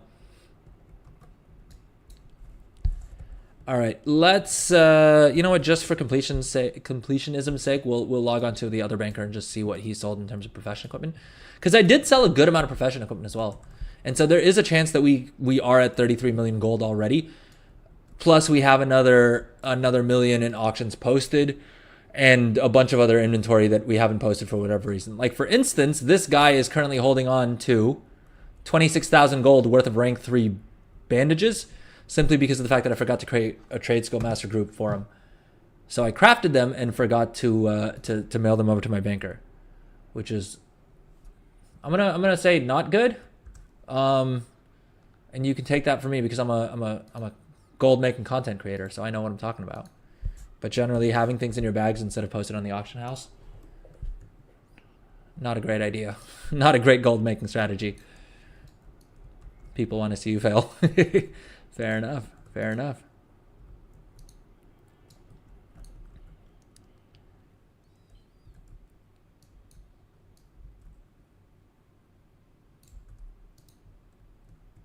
All right. It's only 78,000 gold. I may have opened auctions on this guy yesterday.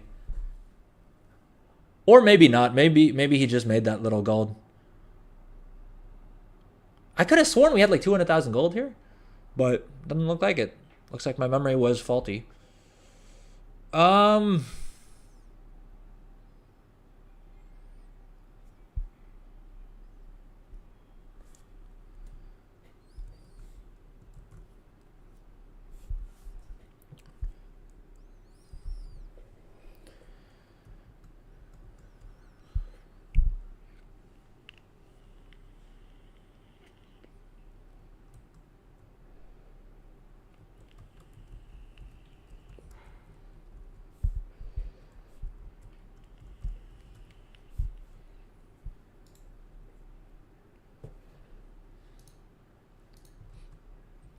What's up, Seek? Welcome to the stream, man. What's up? How's it going? You're back after a couple days, no? We missed you on stream yesterday. You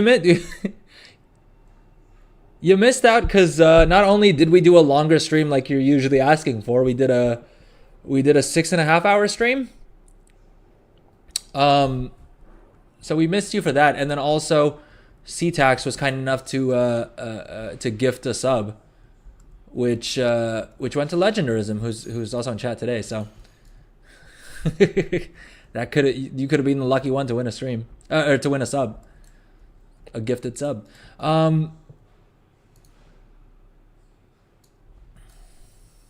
But yeah, so the sub goal for this stream is if we get one more sub, we have a weekend stream this week. So if you want to make up for lost time,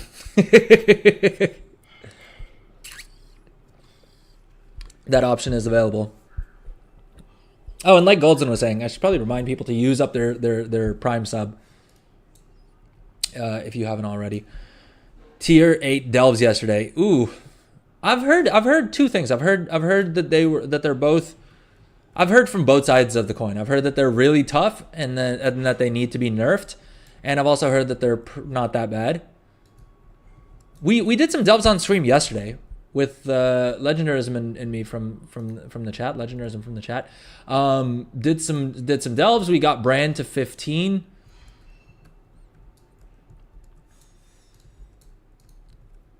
Especially at level 480. Yeah, fair enough. At 480 eye level. Wait, can you do them on a level 70? With the broken, like, does the broken scaling work? Can you just do is it just up to tier 3 on a level 70? Wait, so why are you at 480 eye level? Or did you mean 580 eye level? Because my main, I've just literally been doing things for rep. Oh, okay, yeah, 580, that makes more sense. And I'm at 574. Or, yeah, 574. But I think that's because of the fact that I got all my champions gear and some of my veterans gear from world activities, right? Like from these caches.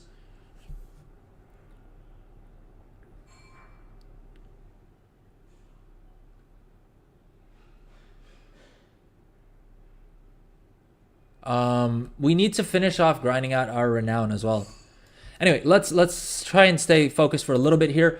Our next task is, in addition to cancel scanning, we are going to quickly try and see if we can optimize our crafting of dusk thread linings. All right, and the reason that I wanted to do this on stream is because I wanted to show you guys a very simple example of exactly how you should be looking at most of your professions, right? This applies to whatever profession you're doing. It applies to whatever region you're playing on. I mean, that doesn't matter. Whatever server you're on, right? This is basically just good advice for anyone who's playing the War Within who wants to make gold. All right. What you need to do is you need to find an item, preferably something that's a little bit tough to get, right? Will make your task a little bit easier. What do I mean when I say that? I mean, you want to find a recipe that the best case scenario is it's a recipe that you can buy off the auction house, but it's very expensive, right? That's probably going to be the best type of recipe. An example of that is the dusk thread lining, which is why this is going to be the worked example that we do on stream. Oh, damn it. Yeah. Knocked over my trash can here. All right. You know what? I may also record this because I should probably make a little video out of this as well. All right. So you guys are going to get to experience YouTube voice if I have one. So basically what you're going to want to do is you're going to want to find something that you're going to want to find a specific recipe that basically is pretty hard to acquire. Now that could be because of the fact that it's locked behind something like Artisan's Acuity, right? I don't know if tailoring has a good example of that, but we can go with enchanting, right? Enchanting, if we come down to, is it these ones? There's one of these. Yeah, this one. So something like this would be a good choice, right? For enchanting Scout's March. It requires Artisan's Acuity, which already means that there's going to be a lot less competition for it because a lot of players aren't going to put their Artisan's Acuity towards a recipe because of the fact that it can be and is widely perceived to be as suboptimal for gold making, which is the exact reason why it becomes optimal for gold making, right? Because of the fact that not that many people have this recipe, you're going to make more gold by doing it. If you can find a recipe that requires not only Artisan's Acuity, but Kej as well, even better, right? This is going to have even less competition. And I know that because I've been selling these like crazy after buying the recipe on my main, right? Trade Skill Master, Trade Skill Master is only showing 8 of these sold. But if I hop over to my banker account, and I got to make sure that we have the right screen up for that. Come over to Auction House. Yeah, these are, it's the Chants, right? Chant of Armored. These have made me 375,000 gold, right? And most of them at a huge amount of profit as well. The reason why these are so profitable is simply because of the fact that most players are not willing to spend 1,500 Kej and 150 Artisan's Acuity on acquiring these recipes, which just means, look, this guy isn't even spec'd into Nerubian novelties, and he can already turn a pretty healthy profit on just crafting these at rank 1 using crappy materials, right? That is great, and this is exactly proof in action of what I'm talking about. You know, recipes that are tied behind knowledge points spent are a cheaper way of doing this, right? If you don't want to spend your Artisan's Acuity and you don't want to, or you don't want to farm up Kej or whatever, then you could, you know, in some cases, recipes like this are a little bit better. The absolute best is going to be something like this one, right? Which is a bind on pickup recipe. If you can get this recipe, it's a license to print gold, whether or not you're spec'd into it, right? These are the dream, but these also have super low drop rates, and so you're probably not going to be able to acquire them. As a result, if you have a bit of starting capital, your next best option is to go for something that you can buy on the auction house, right? A recipe you can pick up on the auction house. And it may seem counterintuitive, but actually the more expensive this recipe is, the better it's going to be for gold making. Now, I should probably give some brief caveats here. I would say, generally based off of my playstyle, I prefer recipes that craft items that I can throw up on the region-wide auction house, just because then it doesn't really matter what server you're playing on, right? And the sell rates are going to be a lot higher. If you're crafting something like gear, you can still sell it on every single realm. It's just going to be a little bit more effort because you're going to need to create an alt on that realm that you can use to post that gear, those gear pieces on that specific auction house for. And so for this example, we're going to use, one of these. We're going to use something that is sold on the region-wide auction house. All right.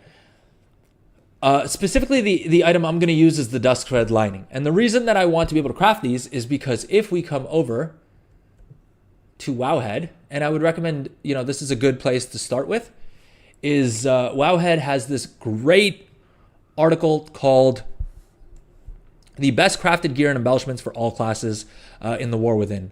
I'll leave a link in the description. I'll also drop a link in the chat right now. And basically this gives you at a glance all of the best embellishments.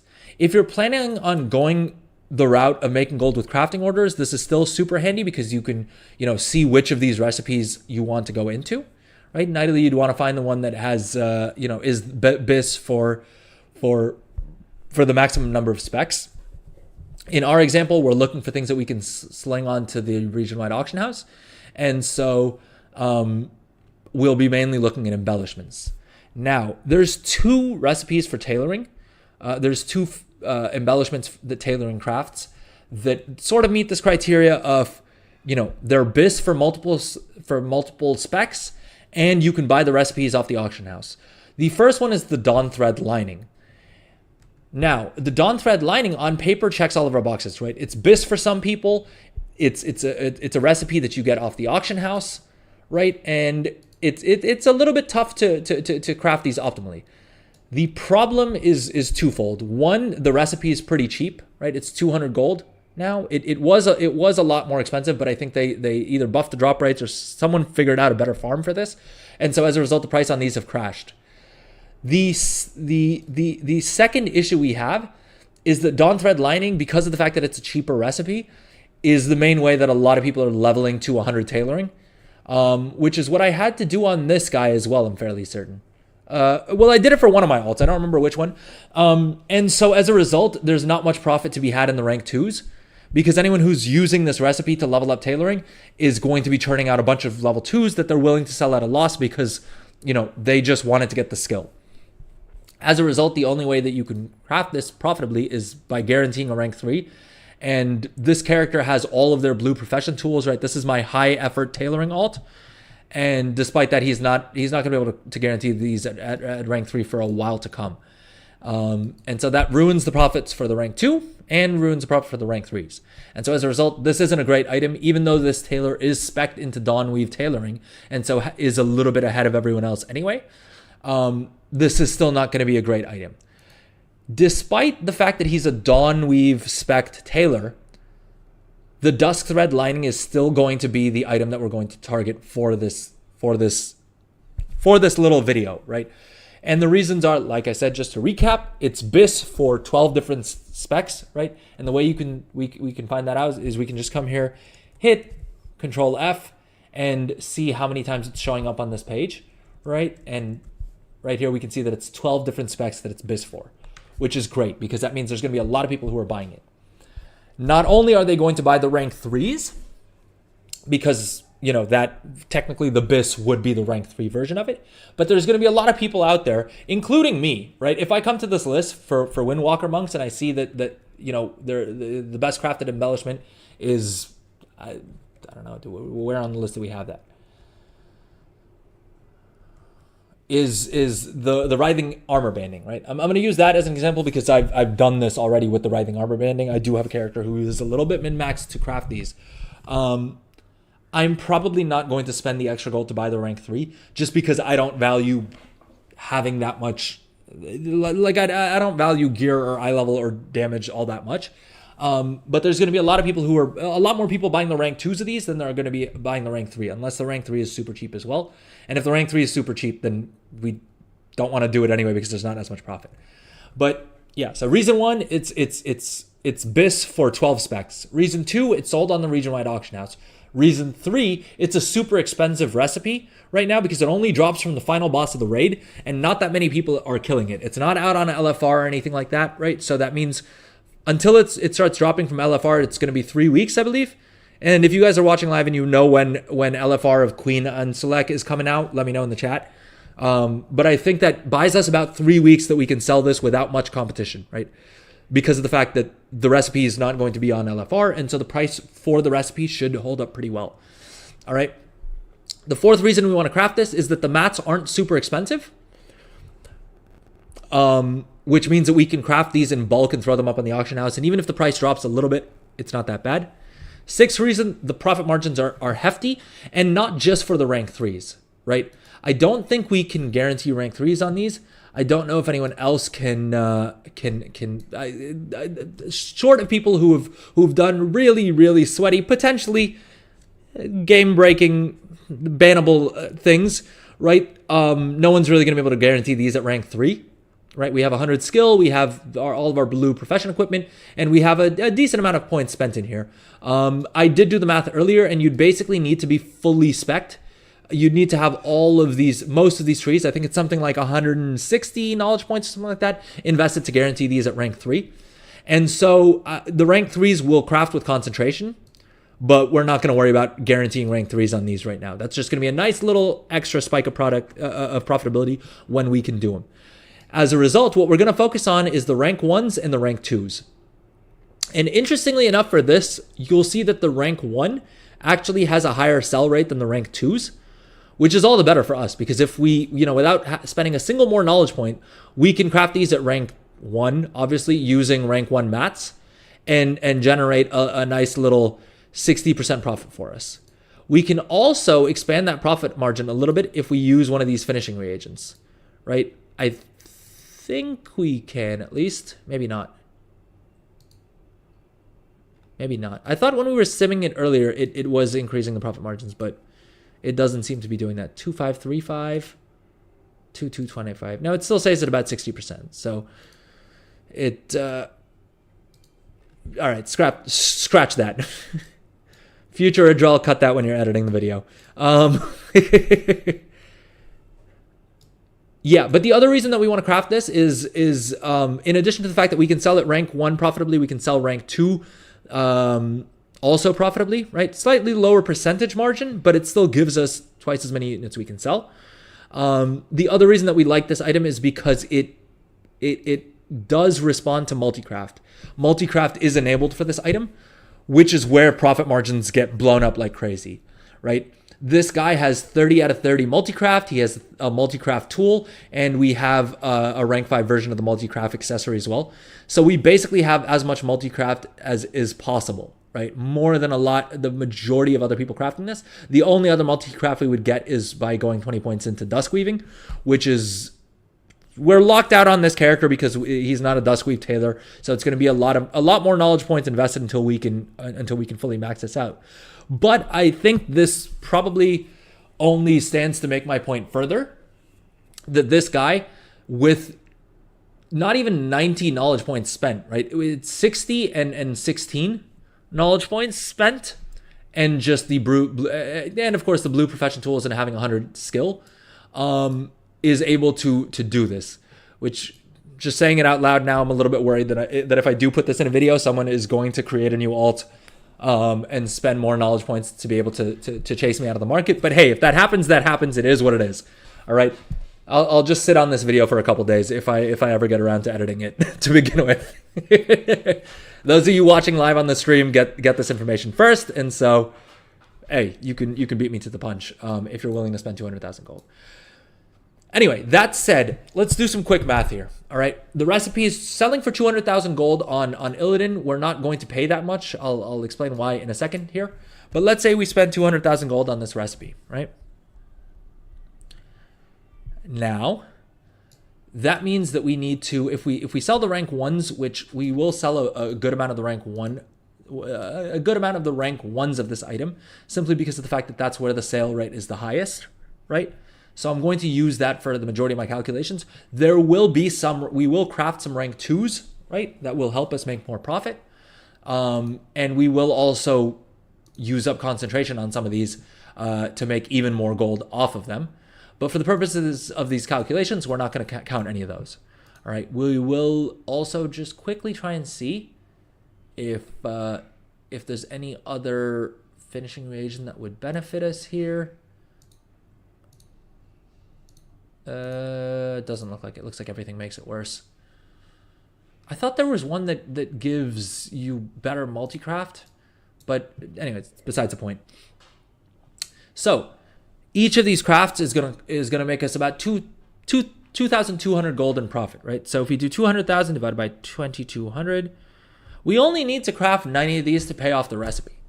Now, the sale rate on these is saying 45 per day, which means we can easily sell 45 of these in a day. The sale rate number I wouldn't take so directly, because this is a region average daily sold, which my understanding is that means how many sell in the region as a whole divided by the total number of servers. So if you really wanted to, you could kind of work backwards to figure out how many of these are selling in the region, but it's sort of a pointless metric anyway, because it really depends what time you're selling them, what day of the week it is, how many guilds are raiding today, how many people, skipped raid, whatever it is.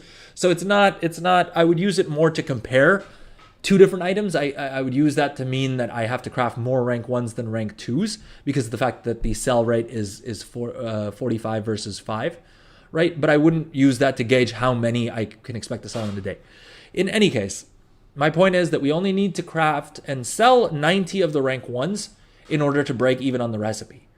Now, of course, that doesn't mean, that we've broken easy on the profession equipment, that we've broken even on everything else.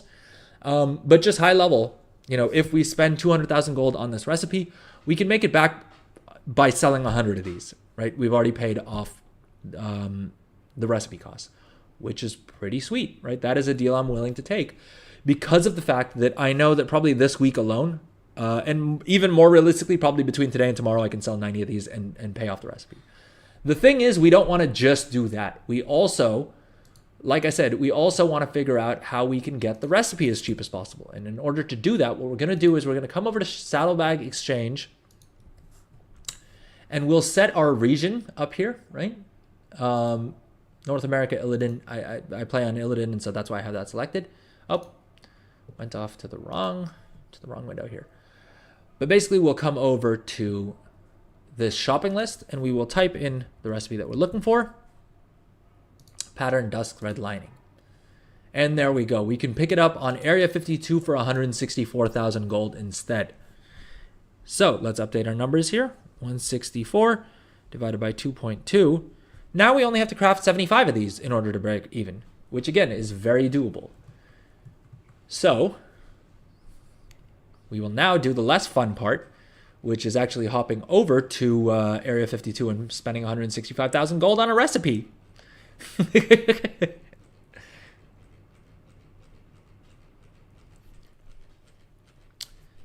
We'll come back to this. I'm recording right now. We can come back to cancel scanning. There's plenty of time for that.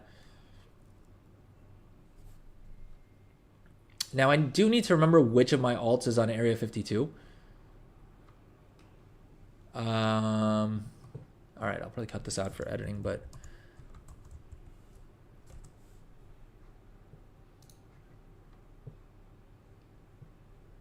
and this website, by the way, you guys, is called Wow Thing. It's amazing for tracking alts.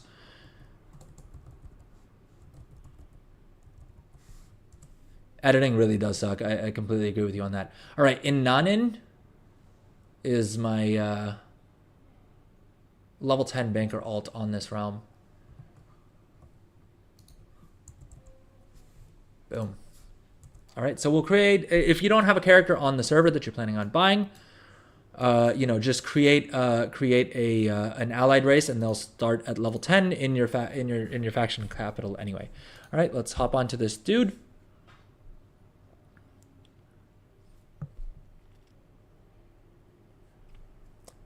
Get an AI to do it. So I mean, Streamlabs has like a little has a program called Podcast Editor, which allows you to edit. It basically what it does is it transcribes your entire video, and then you can edit the video using the transcription, which is kind of nice because especially when I would try and edit like streams, because a lot of times I would try and edit streams down to make YouTube content out of it, which didn't really work. I kind of abandoned that mission pretty early on, because it was just trying to edit a 4-hour stream down into like a sensible video. Doesn't really make sense. This is my first time trying to record a video while on stream in a long while. But okay, we'll create an alt. We will come over to this server, and then the warbank will be locked to us because WoW is dumb. And so we'll have to log off on both. Yo, the music's slapping right now. Is it just me?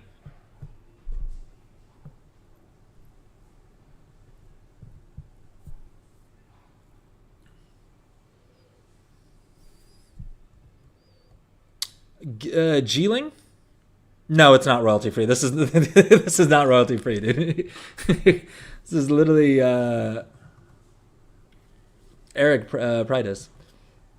But I finally set up these separate streams for Twitch and for YouTube, and also for the video on demand, so that Twitch doesn't mute the entire VOD. All right, so we'll come over to the banker alt that we have on this other server, right? We'll pull enough gold out of the warband bank, and let's spend 160,000 gold on this freaking recipe, I guess. Jeez. Let me double check my math real quick before I spend 160,000 gold on a recipe. I was in video recording mode.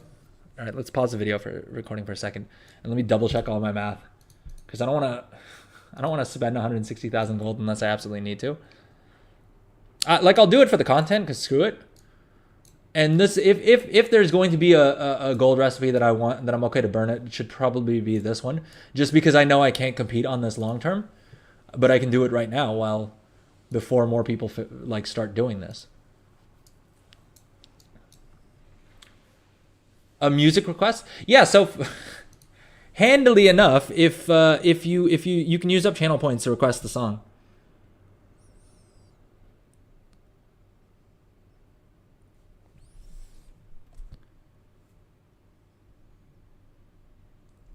But you know what? You did sub today, so let me try and cue that up. Business time, flight of the Concords. We got to see if Apple Music has it.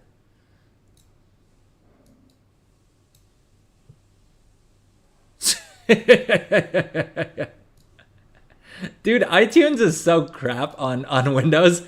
Like I get that it, like Apple wants you to be using iOS. I didn't have those options last week. No, I spent a bunch of I told you. I told you guys I spent a bunch of time off stream actually working on making the stream better. We added a bunch of things. I added the little ad timer up here in the top left corner of the screen. Just so you guys have a little bit of a heads up as to how much time we've bought with the ads running. And when I run ads on breaks. And then we also added the like now playing below. I tweaked we added sub bonuses, which I think that I had last week. But I added a bunch more options to spend the channel points as well. Let me know if you guys want to see anything else on here as well. Like if you guys want to see me add other options to the channel points. I'll be honest, I didn't spend as much time on it as I should have. I wanted to do something a bit more creative, but I mainly wanted to just add some more options in. Oh.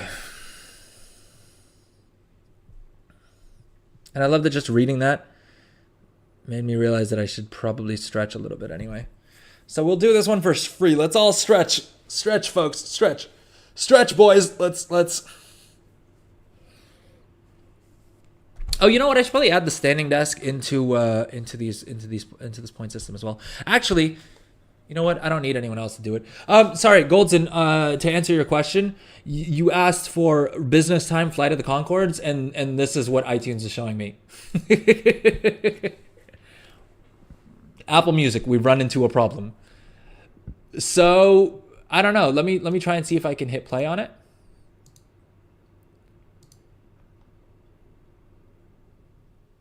Oh, okay, that worked. Never mind. Apple Music threw an error and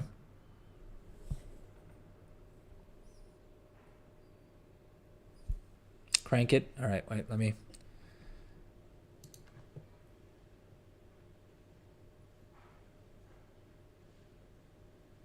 Is this song gonna get me in trouble?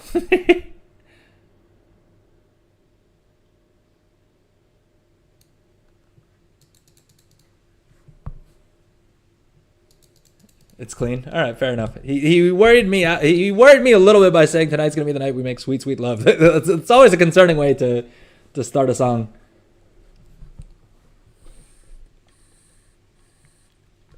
I mean, I'll still play it. I should just probably tag the stream as not suitable for children if it's gonna be a problem.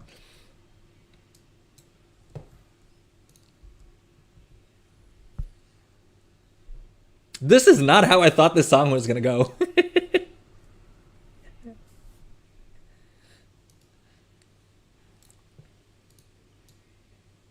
All right, I'll keep quiet for a little bit. Fine, we'll get back to recording the video after this.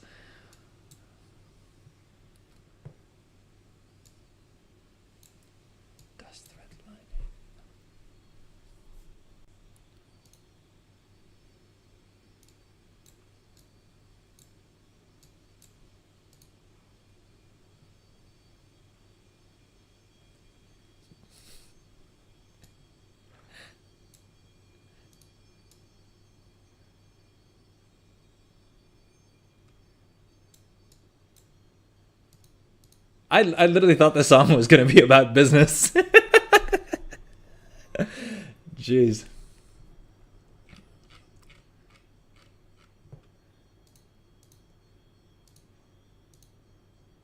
This is a weird song to be listening to while streaming. Wow, dude.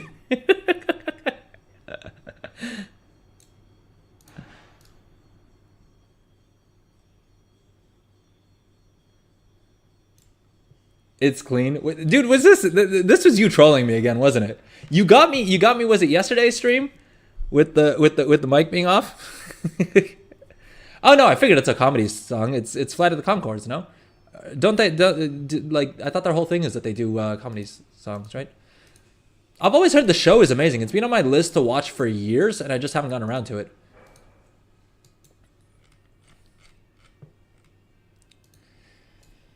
Ooh, see, I'm in two minds. I'm in two minds here. I'm in two minds as to what to do. Because my initial gut instinct when I saw this recipe was, okay, I what I need to do is just on one of my on one of my other tailoring alts, right? I need to focus on just crafting this item.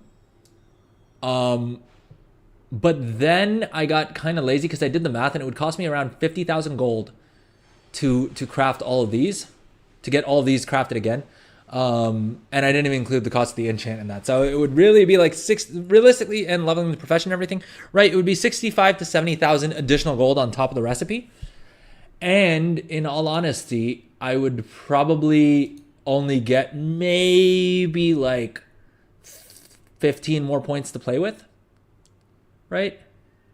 Not even because of the fact that this guy has more tailoring knowledge because of the fact that he bought the books.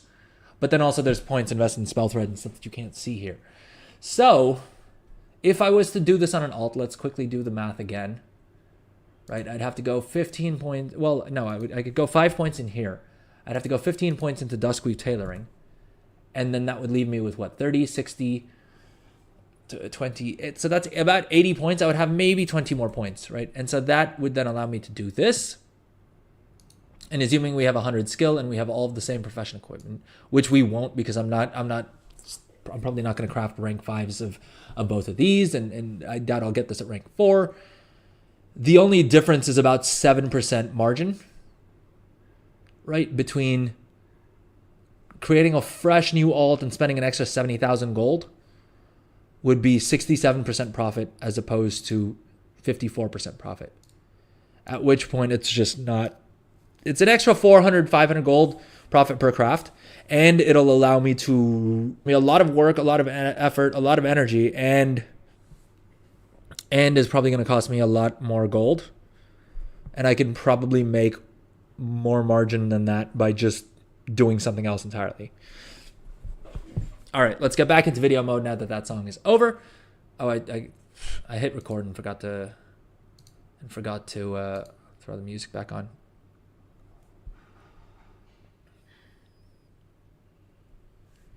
Okay.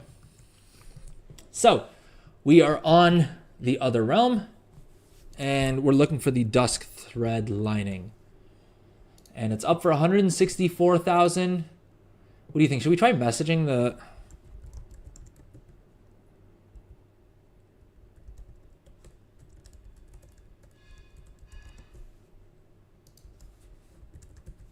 All right, you know what? Since we're doing something super expensive, I am going to try to see if I can buy one off of someone in trade chat, or by whispering some of these people who are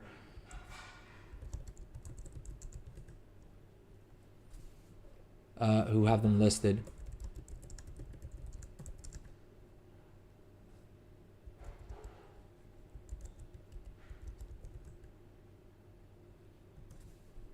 Annoyingly, it doesn't look like any of them are online. Dude, Area 52 trade chat is in. Oh, you know why? Because I have services switched on. All right, we got to switch off services. Because Lord knows, chat is unreadable. It's just so fast.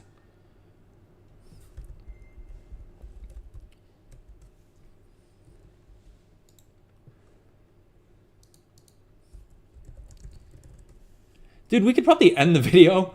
I could probably end the video by just saying, buy this here for 165,000 gold and sell it on Illidan for 200,000 gold. Right? That's an easy 40,000 gold profit, and you will probably be able to sell it without too much difficulty. At the very least, you can sell it for 180,000 gold, right? And that's 20,000 gold that you can pocket. So, I mean, the options are really endless. But if you want to make less gold with more effort, stick around. I've got a lot of ideas there. What do you say, Golden?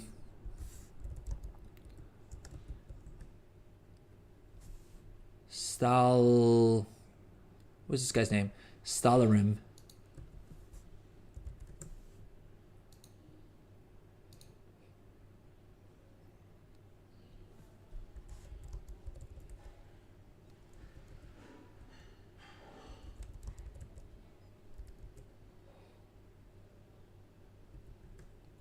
Dude, none of these people are online. Which probably makes sense. It's 11 a.m. server time.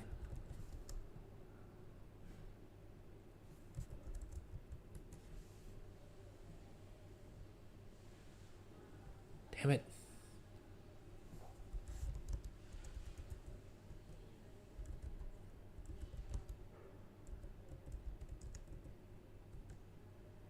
I do wish there was an add-on that would just allow me to check if any of these sellers are online in bulk.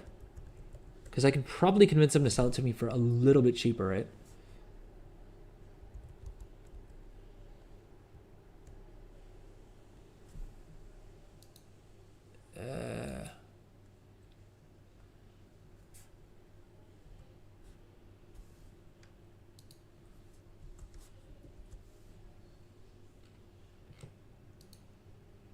Oh, this guy's online.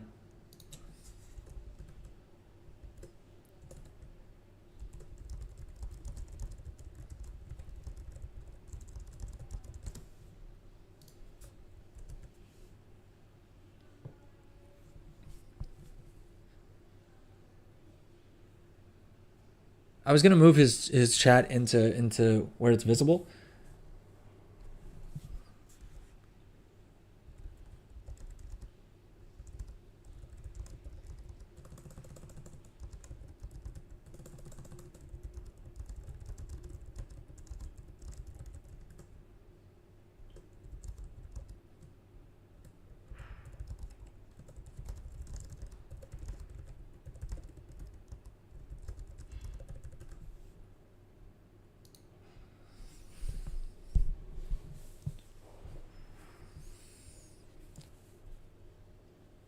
I'm trying to pitch him that he'll save the auction house cut if he just sells it to me directly.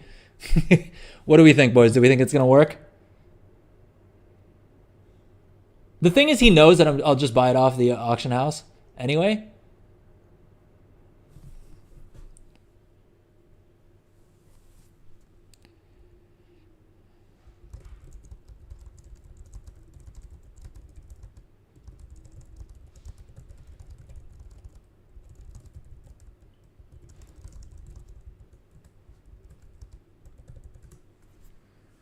What do you think? Do you think this guy? I've offered him so far the price less the auction house cut.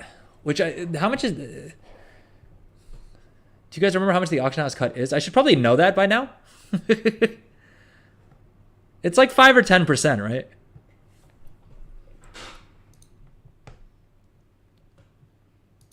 I know it's either. I think it's 5%. I think it's just a 5% auction house fee.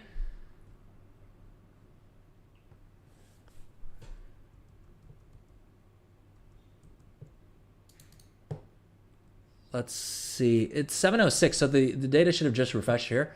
Let's see if we can find it cheaper on another server than we do that. Otherwise we're just going to pay this guy 165,000 gold.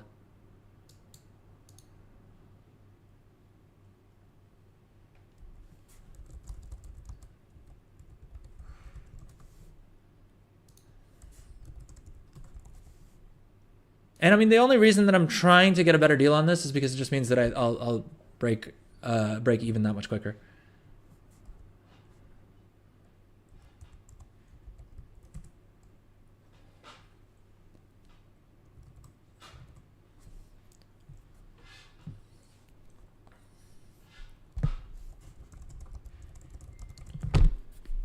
Dude, if he had 2 recipes, I should probably buy both of them for 156k and just sell the other one for 200k on Illidan. But do I want to sell it to my own competition? And with something like this, I see. I'm always curious if if the move by, because I wonder if for an item like this, if someone crazy like someone crazy rich like Kachak, what's really stopping him from, you know, buying out every single auction house of this recipe? Every single time this recipe gets posted, it probably wouldn't cost him all that much time, and he had, Lord knows he has enough accounts that he can probably hold the price pretty well.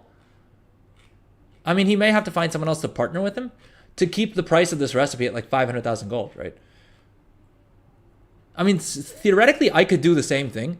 I do have enough gold that I could, if I wanted to, reset the price of these up to like 200,000 gold or 250,000 gold, something like that. I mean, I think there'd still be leakages, and probably that's why, right?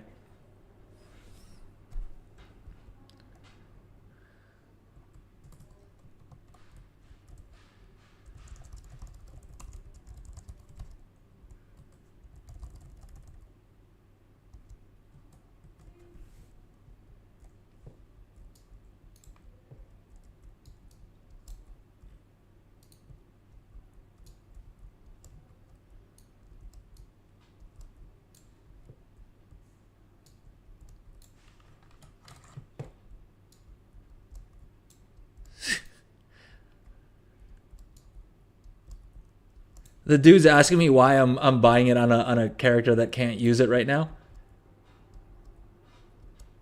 And this guy's been pushing back enough that I'm worried that he's going to be like, oh, you just want to sell the recipe on your home server for more gold. I'm not going to sell it to you. Which would be kind of dumb, because unless he's planning on...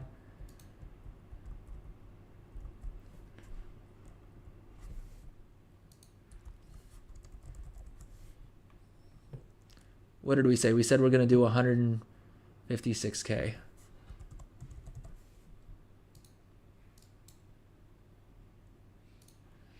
All right, boys. Let's make sure that, let's hope that this was the right decision.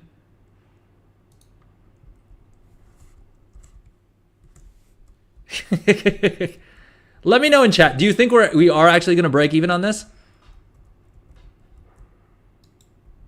Do you think we make our gold back? Or do you think this was a dumb move? Spending 156,000 gold on this recipe?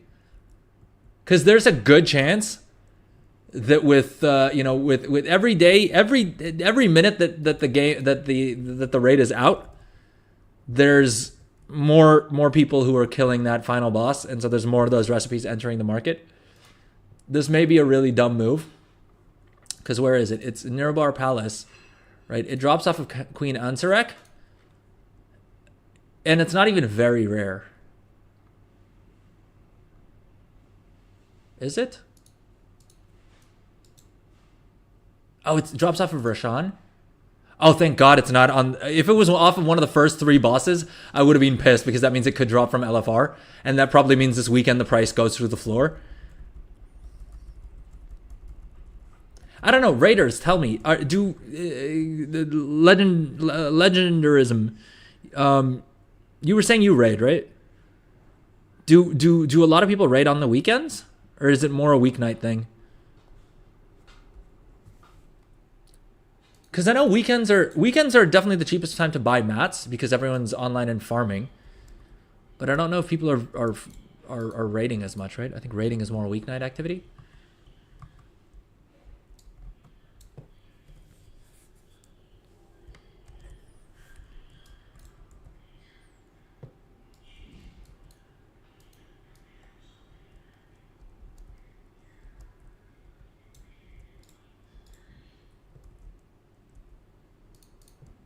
All right, let's go and pick up the recipe, and let's learn it and be done with it.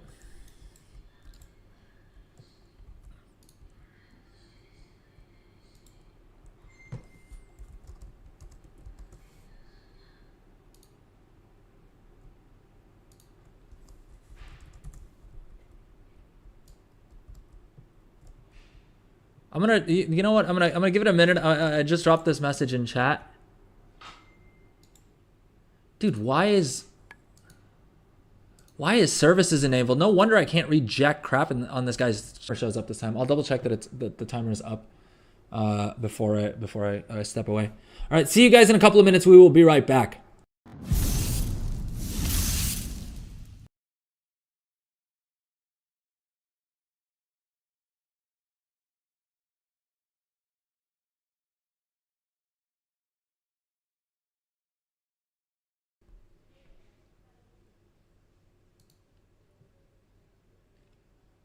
Damn it, the timer is broken.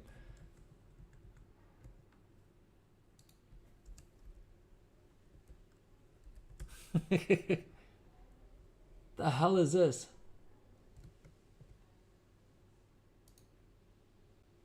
All right, let's just hide that, shall we?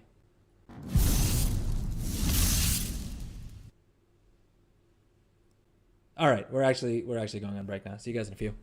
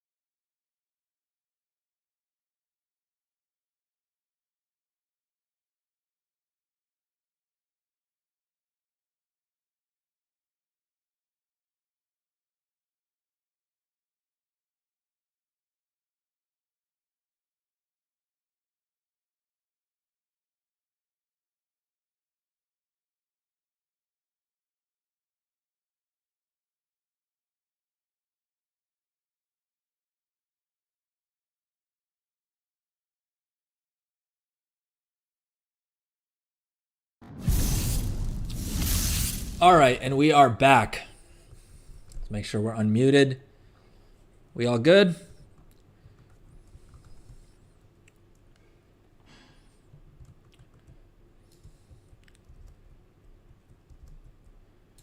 All right, let's get cracking here. No one's offered to buy that recipe off of us. My hope is that if I sell it to someone for 200,000 gold, then I can just go buy another one and pocket the difference.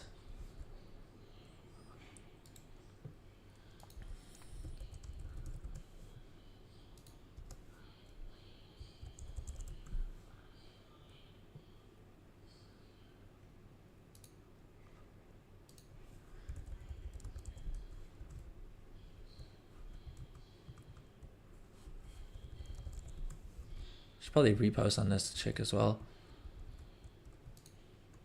All right, let's sew these Weaver cloth bandages up as well before they lose whatever remaining gold they have.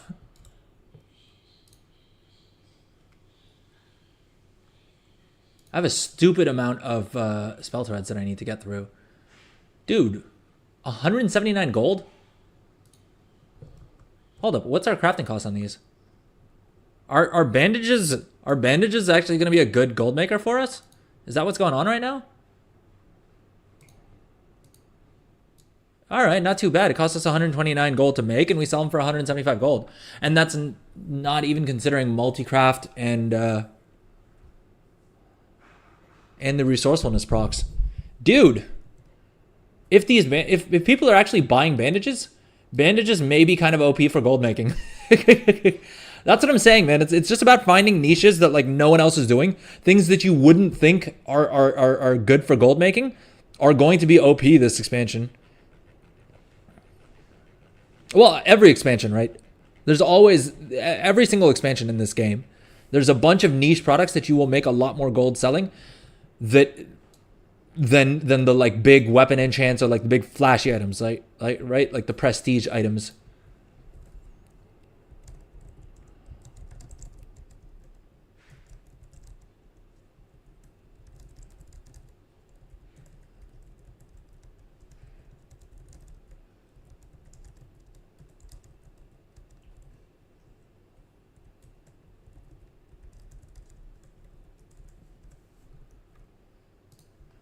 Can I do actually, that's a good question. This guy's asking me if I can do a rank 5.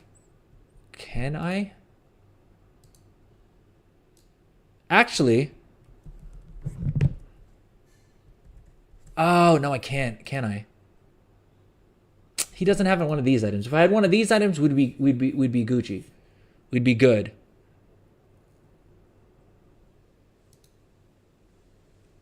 Because if we throw a rank 2 missive on here,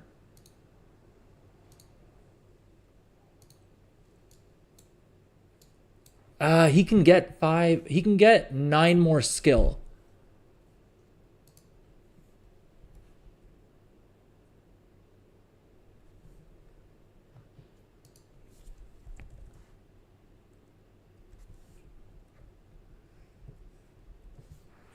Oh, dude. If I level up enchanting a bit more and I save up my artisan's acuity to get the enchanting tool, I can then guarantee rank 5. I can then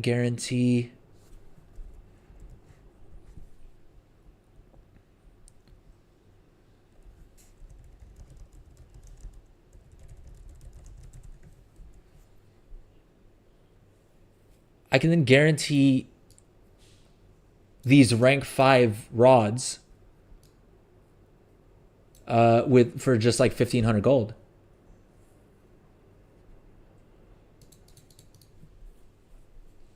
That's pretty lit. That is pretty lit.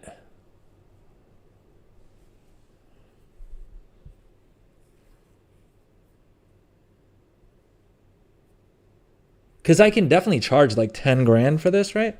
And I can just churn these out because of the fact that I'm not using them concentration. And there's not going to be that many people who have gone with this build. Because most enchanters aren't going to think about speccing into profession enchants, into enchanting profession gear. And we don't even need to use all rank 3 materials. We can technically use some crappier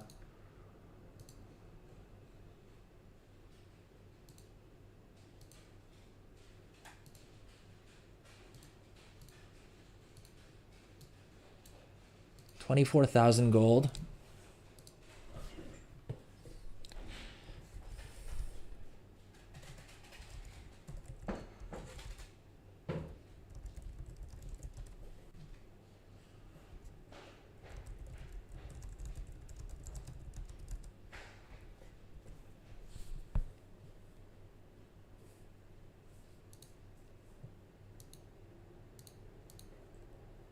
$22,249, $22,305, 22,774. Low key, this is. If they give me an R3 rank 3 missive, if they give me a rank 2 missive, then I need 11 rank 3 storm dust. C-Tax, what's up? Welcome to the stream, man. Welcome to the stream. Everyone thanks C-Tax. He's the whole reason that we have they're the whole reason that we have a stream at all today. This whole bonus stream is because C-Tax helped us hit our sub goal yesterday. Well, not help us hit our sub goal, was literally entirely responsible for it. which is the only reason we have a stream today.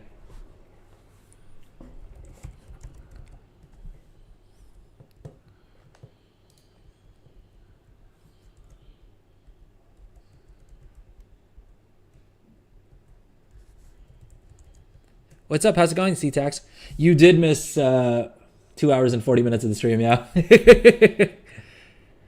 Hey, but we have a new sub goal for today, and we're already halfway there. If we get one more sub during this stream, and if anyone hasn't used their Twitch Prime, please do. If we get one more sub, then we'll do a stream this weekend as well. Hype indeed. Oh, we also have some new emotes, by the way. Well, sorry, never mind. It's not showing up yet. I set it up, but it's pending approval, whatever that means. It's going pretty good, dude. We pulled did we figure out how much we pulled out of the mailbox today? We pulled like, it was north of 3 million gold. I think we pulled out almost 4 million gold from the mailbox. And I've just been spending like crazy, right? Like I've been spending, I mean, on stream yesterday we spent what, like 3 million gold on enchanting mats. And I made all of that back with a hefty profit as well. We're currently sitting at 32.4 million gold. And even that is because we just spent 160,000 gold on a recipe. We spent 160,000 gold on a recipe. We spent a bunch on mats for different things. And I'm sitting on a couple million worth of inventory as well. We have another 256 coming here. So we've basically already made back the cost of that recipe. Even if we don't turn a profit on it, we're already like even. And we're about to make some more gold off of crafting an enchanting tool for someone. But we basically bought this recipe, the dusk thread lining pattern. And I'm just procrastinating with actually using it because it's so damn expensive. That's a lot. Yeah, dude. I've been really happy with the amount of gold that we're bringing in, especially because of the fact that I'm not using my alt army in the slightest. I say I'm not using my alt army. What I mean is I'm not using the I have yet to do anything with professions with a remix character, which is the bar.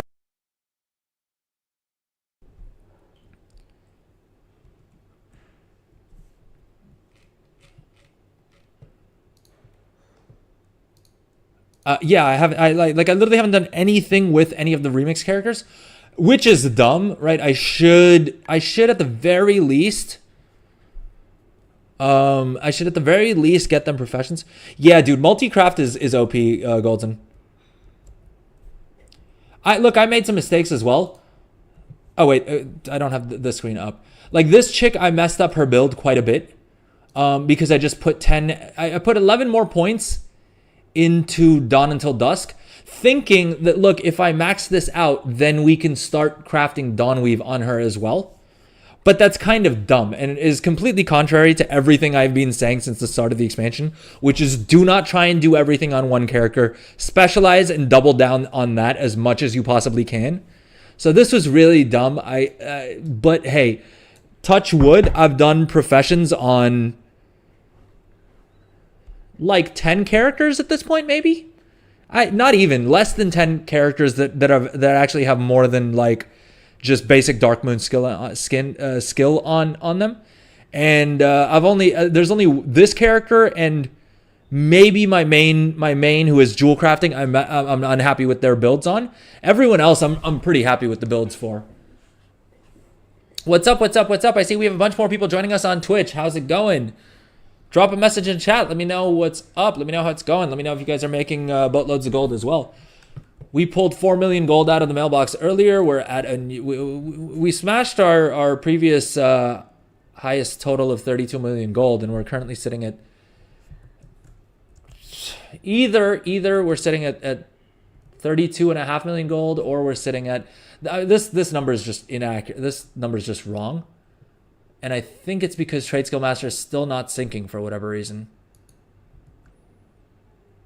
and I don't know why. I do not, for the life of me, know why. Let's see if that worked.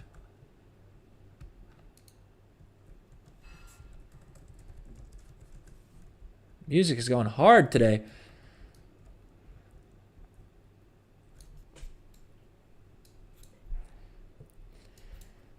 All right, so we have an enchanting crafting order for the profession equipment. I'm telling you guys, this is low key the build that everyone is sleeping on.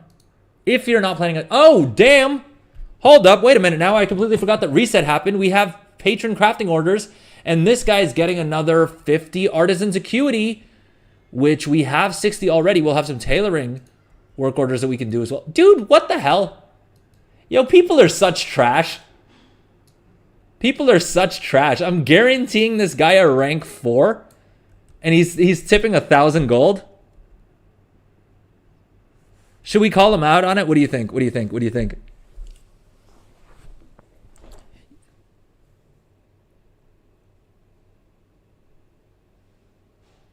Call him out. There's very few other people on. Well, I wouldn't say on the server because I'm playing on Illidan, so there's almost nothing I can say that's going to be true for. But there's very few other people who are going to be spec'd this hard into it.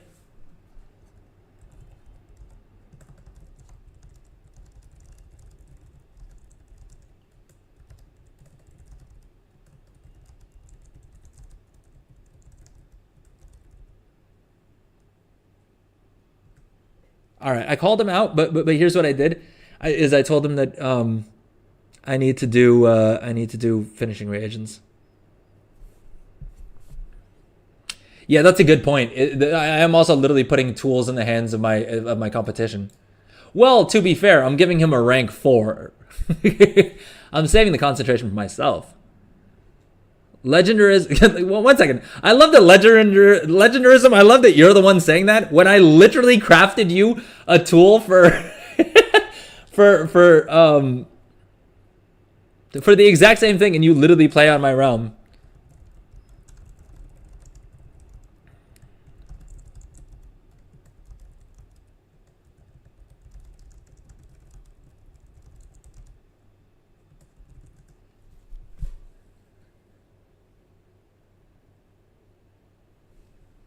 It's hilarious to me that legendarism is the one who's taking issue for it. You're gonna sell rank 3, dude. I'm selling rank 3s as well. Oh, you went ingenuity? All right. I'm actually gonna be interested to see what your results are like. All right, let me catch up on chat because I've. All right, this guy said he will tip more than that. But to be fair, in your case, legendarism, I did also use up concentration, and I gave you the rank 5. These others, you've got a point. I should probably not get to the point that I'm handing out these rank 5 versions of it, because I'm just arming my competition.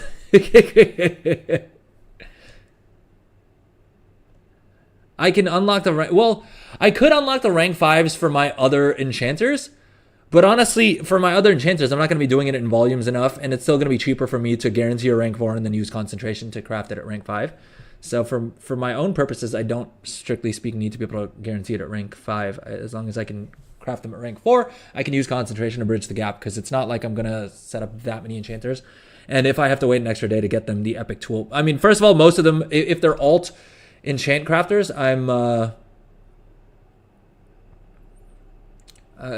gonna see. All right, 1 second. Let me catch up on chat. You need to put points into multicraft. Yeah, multicraft is super OP for every profession. And I think, honestly, I think a lot of people have gone the skill route and have spent a lot of their knowledge points on getting a lot of skill into guaranteeing rank 3 versions of everything. But I mean, as K-Check has been saying, and as I'm saying as well, I think the actual route to gold, to big gold, is going to be rank 1s and crafting rank 1s and rank 2s, right? Have a little bit of skill. If you can craft it at rank 3, all the better. But most of my characters, I've spec, if a profession has a multi-craft tree, you better believe I have spec'd heavy into that. Multi-craft is just so OP, man. At this point in the expansion, right? Hopefully anything you're crafting is going to be, the end result's going to be worth a couple thousand gold. And so if you have a chance to proc an extra one of those, I mean, you're laughing, right? Like that's a beautiful amount of profit. That's a massive increase in the amount of profit. Hey, there we go. The guy tipped 8,000 now.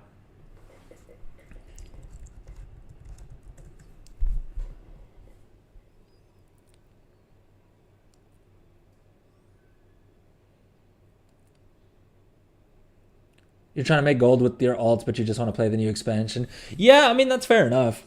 I hear you though. I'm kind of having the same thing as well, where I'm like, I kind of want to just go do the world quests and farm renown. I mean, look, those of you all on stream know better than anyone that I've been trying for over a week at this point to max out my renowns.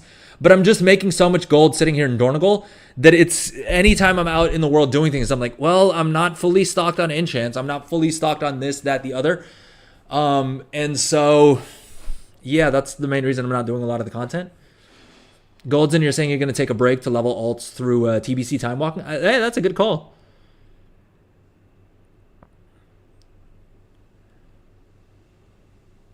Start order first, yeah. Good call. For extra knowledge. Disturbed Earth Farm. Wait, what's the Disturbed Earth Farm?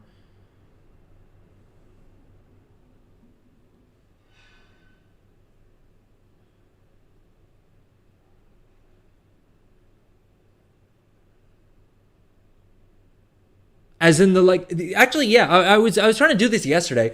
Legendarism, do you have a good, or so, no, sorry, C-Tax, you're the one who's saying that you're going to disturb Earth farm. What's a good way to farm up the disturbed Earths? Like the wax farming, right?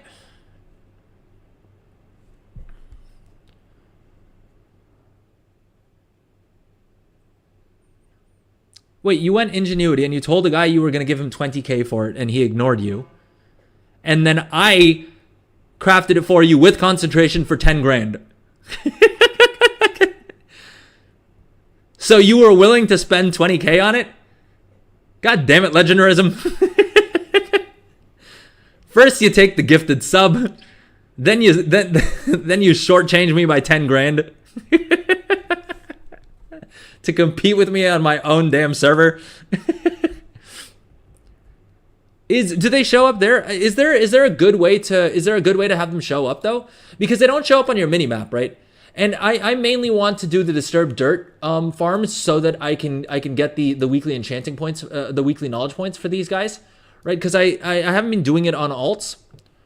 Should we hop over there in a second here and try and see if we can locate those? I haven't figured out what to do with the rest of this guy's enchanting points because we maxed out resourceful residue, by the way. Oh, that's a good call. I've been playing on low settings just so that my system doesn't freeze up, but I can probably just check outlines, right? Because that is the feature that I miss the most when I'm playing on low versus on max. All right, let's shatter some essence and let's get this guy his item. I think I've dragged long enough.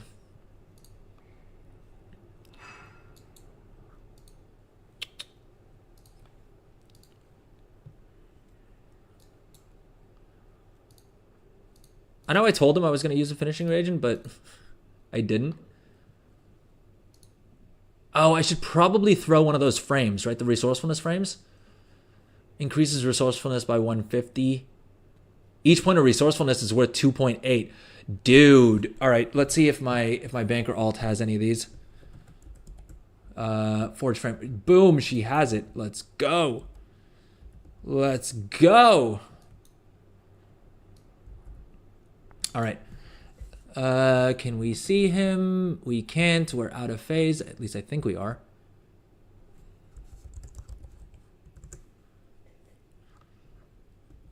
I love that Legendarism just went silent.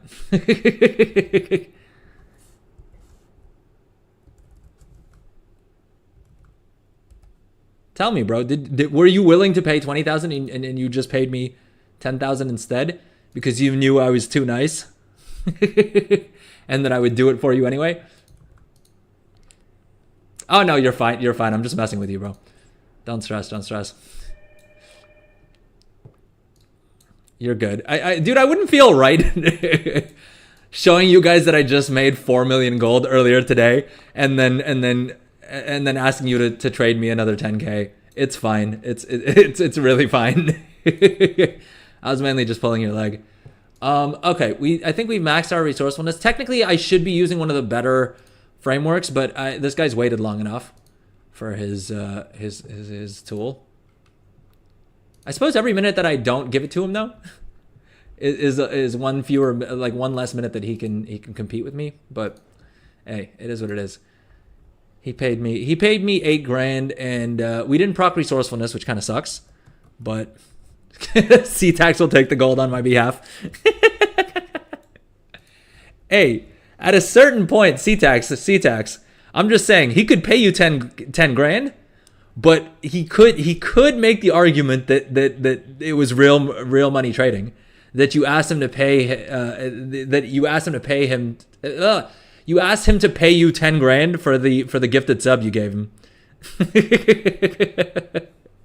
So I'm just gonna say it's a little bit dicey, right? That would be hilarious though if you paid you 10 grand and then reported you for real money trading because you gifted him a sub.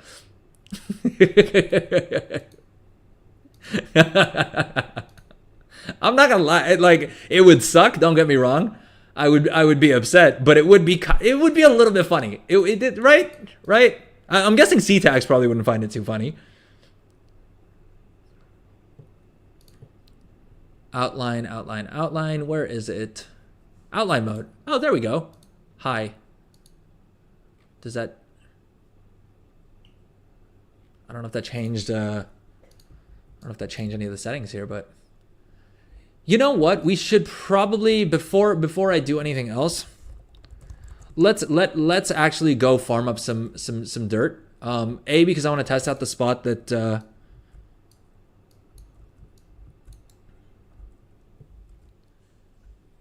I want to test out the spot that C-Tax is saying for dirt farming. If it is that quick, then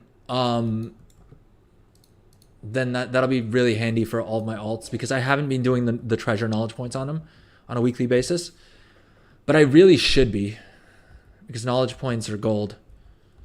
At least in like the way I've been playing. Oh geez, that is loud. Oh god, that is loud. Oh my god, I'm so sorry. Was it loud on stream? Actually, it probably wasn't as loud on stream because I have the game volume turned down as an input in OBS. It was just really loud in my headphones. I think also because I'm not used to playing with headphones on.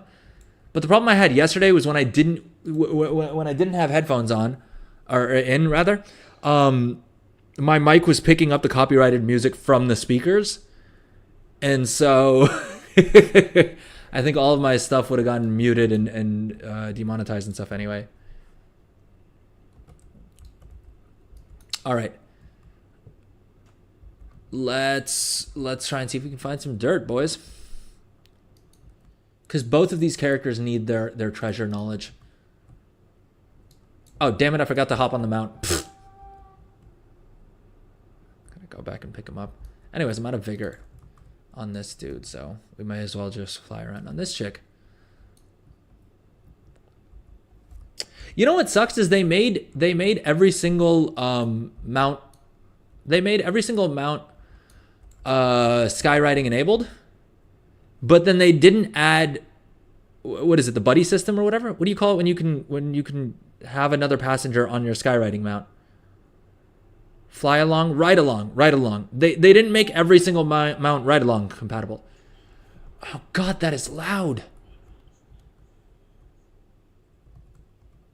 Oh damn it, because I changed the volume in one client and not the other.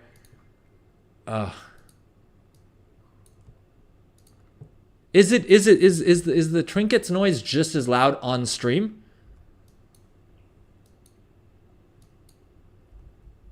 Any of my live watchers, please let me know. It was fine. Okay. So it's just me who's going deaf. Fair enough. Fair enough.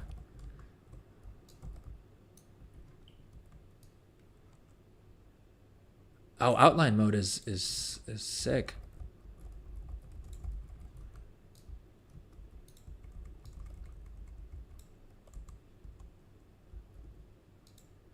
I should probably take a quick look through the other options as well, because I'm sure there's graphic options that I can enable without impacting my stream performance too much, right?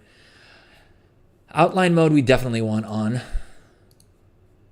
Spell density and having ground clutter lower is probably going to be better for environment detail lower is probably going to be better, make it easier to find treasures and things.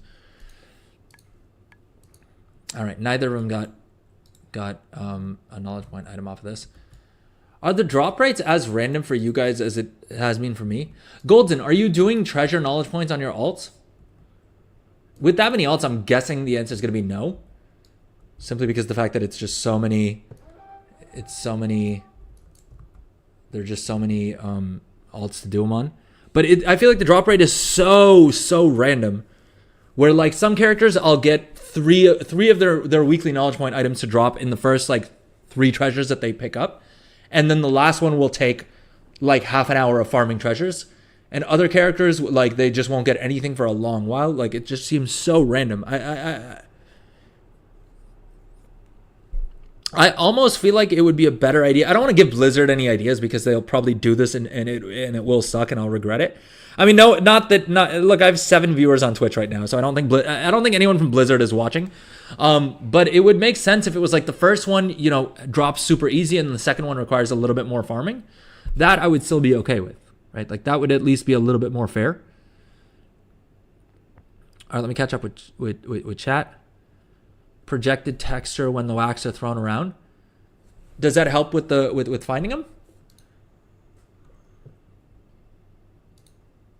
Projected texture. Projected textures. All right, I got to keep an eye on my graphic card utilization here, because with 2 instances of WoW, even on low, it sometimes will start to impact the stream. Hopefully it doesn't, and we're okay. Oh, I need to turn in. This chick has like 20 wax. Oh, and you know what? I need to do Awakening the Machine on this chick as well.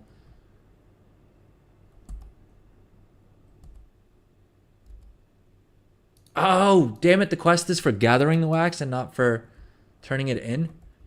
I guess that makes sense, because it needs to be something that you do at the start of the week. They don't want to have you be able to carry it over, right?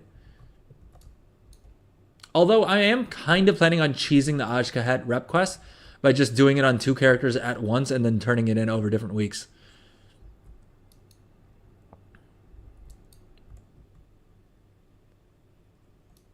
Dude, I love how many requests you put in there, Golden. My request was fairly simple, all right? Let's be honest here. My request was fairly simple. Just increase the drop rates for the first knowledge point. Let's see what your laundry list has. Oh, damn it. Oh, it's a level 80 rare? All right, yeah, there's no chance that either of my characters are going to... This dude's level 73. It's a wonder he didn't die.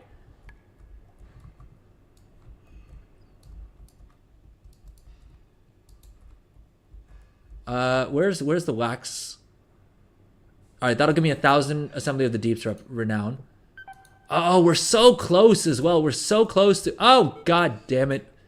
The rare followed me off the hill to kill me. That's petty. That's petty. All right, let's see. You want to... hey, we finally had the first death of our stream. Hey, listen. We're doing better. We made it 3 hours without dying on stream, all right? So we're doing... I mean, admittedly, all that time was spent in Dornagle crafting, but that may be a new record. That may very well be a new record for our stream.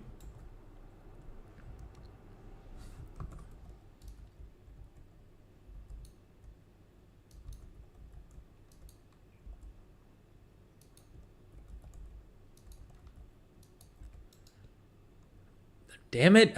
Landing dragon riding mounts is such a pain. I mean, it's probably mainly a skill issue, but I doubt I'm the only one who's who's this bad at dragon riding.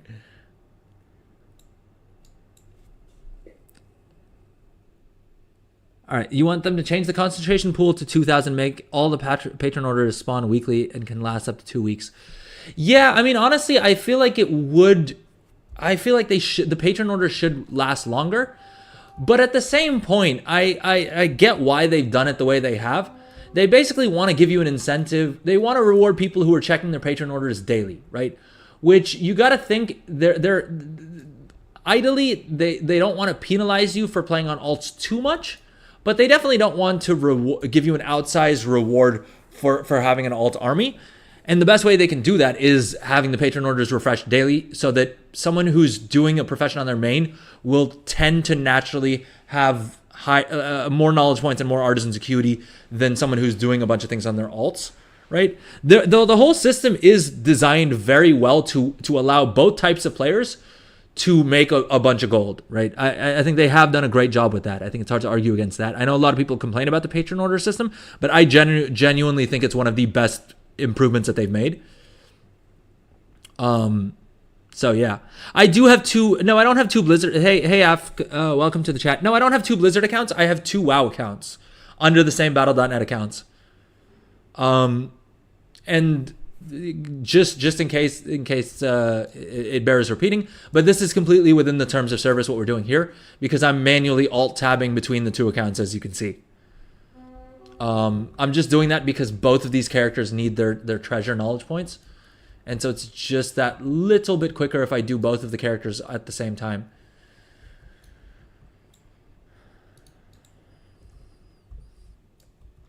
Yeah, I honestly think it does have some advantages for gold making. Don't get me wrong. I'm not going to sit here and pretend like it doesn't give me a slight advantage because I can do two things at once.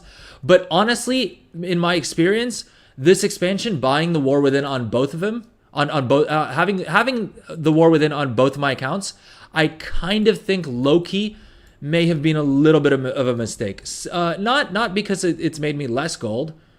Actually, no. Arguably, it may have made me a little bit less gold.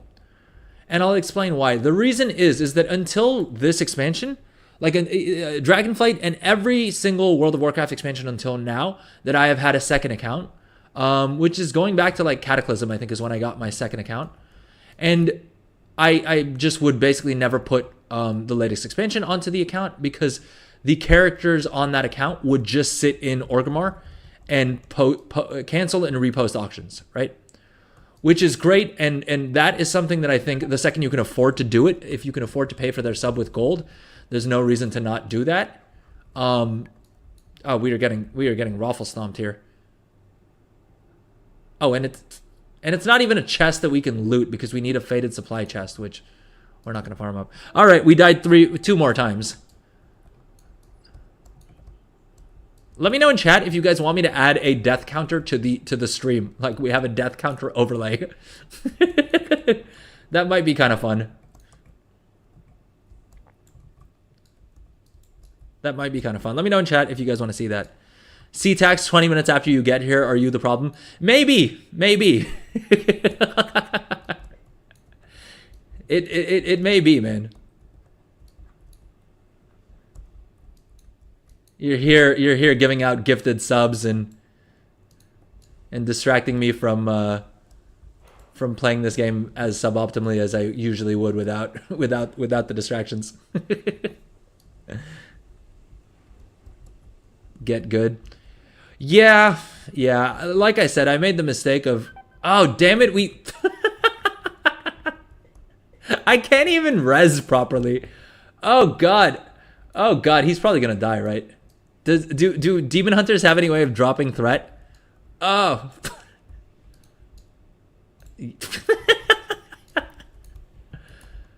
Dude, where am I supposed to res that I won't die? Well, on my mage at least I can blink. I can try and blink to safety, and worst case scenario I can just hit invisibility.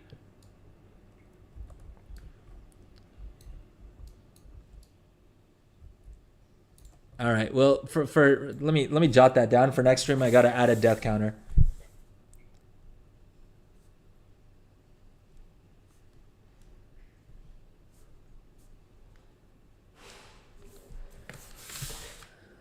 All right.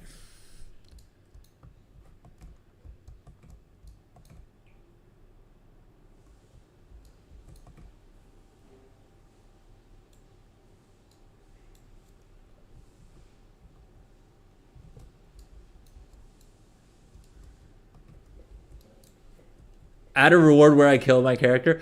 I would be I would be down to do that, but the problem is I spend most of my time in Dornigal, and I guess I could just like skyride and kill my character.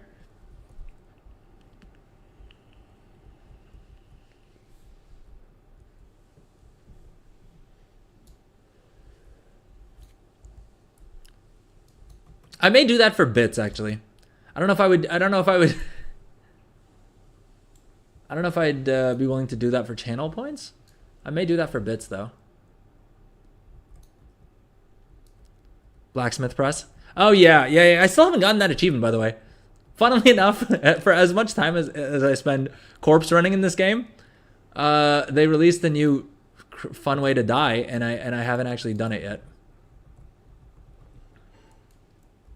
Ah, damn it.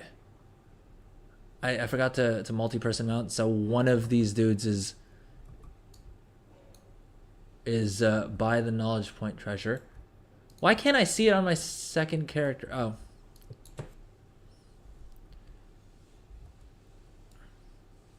Yeah, I can use the blacksmith stomping machine, I suppose. But then how do we decide which character it is? Or does chat choose? See, that would work until the Dark Moon buff is up, right? And then anytime I have the Dark Moon buff up, someone's gonna buy, like, spend their points to have me lose the Dark Moon buff and make me waste like 15 minutes of my time heading back to the Dark Moon Fair to pick up the buff again. So we'll probably have to disable it for the person who buys chooses. Can they choose other characters on my account? Like, they just really do not like Tauren, and so anytime they buy it, they make me like sign out and then log into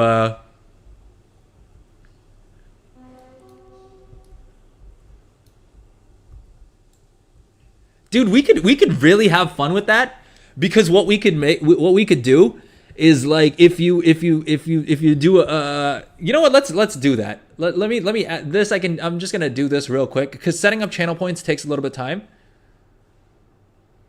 But I can add text on screen really easily, so relatively easily. We'll see how long this ends up actually taking me.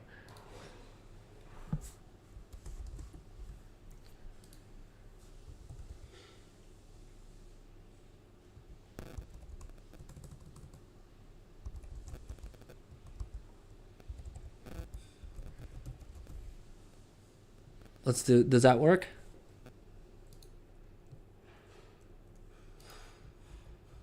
Oh, I gotta figure out the freaking, I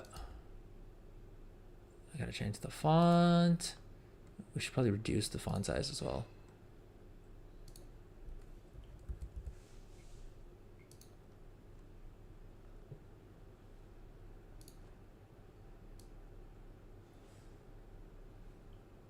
What's a good position for that? Should we stick that here or at the top? We'll put it in this corner. How about that?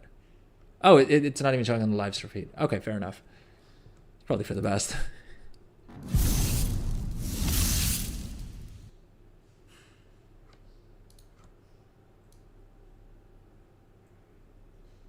Is that legible? All right, fine. So we've got that added in. I've got to add a death counter, but we'll figure out how to do that later on. What I was gonna say was that I may also add like a for more bits. I have to come up with a new way to die that I haven't used before, because Lord knows I'm good at those. I mean, I mainly come up with them on accident. I'm never trying to come up with a new way to die. It mainly happens on accident. I love that right as I said that my AirPods died on me. Uh-oh, I can't hear the music. Dude, trying to use AirPods with the Windows PC is such a poor experience.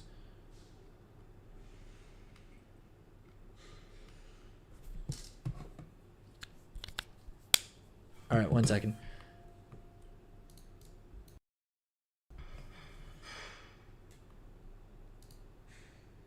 All right, the music didn't stop, but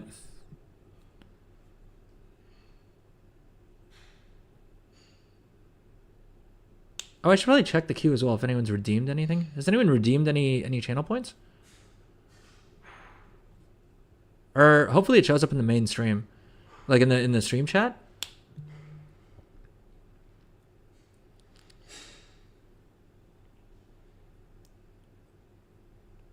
Redeemed hydrate. All right, there we go. Thank you. Thank you for the reminder. Everyone hydrate. Hydrate, boys. Drink some water. Redeemed ad time. All right, should we throw to an ad? You know what? Actually, yeah, let's throw to an ad, and I'm also going to move to a standing desk. Where can I do that from? Let's blank this out. All right, let's run an ad. And those of you who aren't watching live, oh, I didn't have my camera on. I don't have my camera on anyway, so while everyone's on ad break, we will. I'm just gonna take a little pause to grab a little snack as well.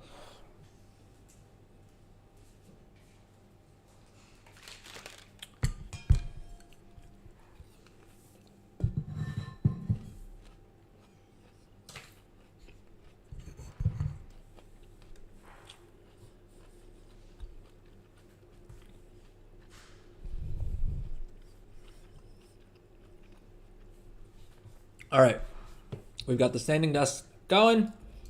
I can't hear the music, which kind of sucks because the whole reason I wanted to be able to play copyrighted music was so that I could vibe to the music as well. I don't know why my AirPods do not want to show up in the Bluetooth menu.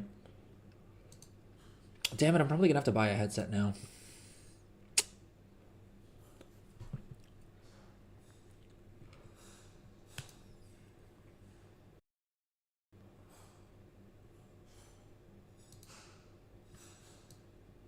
It's saying it can, but I don't hear the music.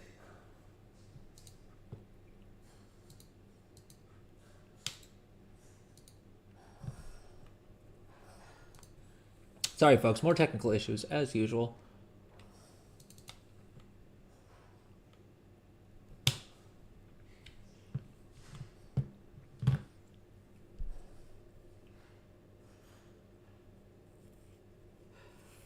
Stand desk mic with the wired AirPods. Yeah, it does seem like every streamer seems to do that. Oh, well, I should probably get a mic stand. I feel like my desk my desk isn't that cluttered compared to like most people's desks, but I'm not a big fan of clutter. And so I feel like it's just gonna be one more thing that's kind of in the way. I literally got rid of my I had this like great lamp for my desk that I literally moved out of like off of the desk, not because it wasn't like I preferred that as a light source, but because it was just adding too much stuff in the way.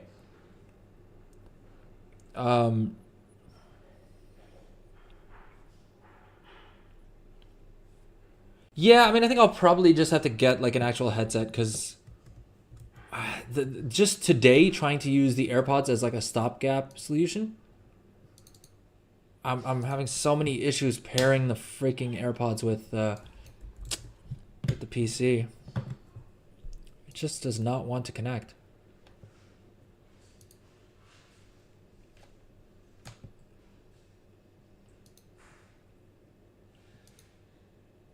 Like it's showing that they're paired, but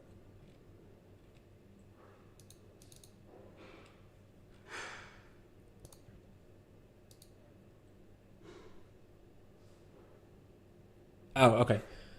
Changing to The next track kind of worked. All right, so I think iTunes just sucks. As usual, it's an iTunes issue, because changing to the next track and now I can hear the music again.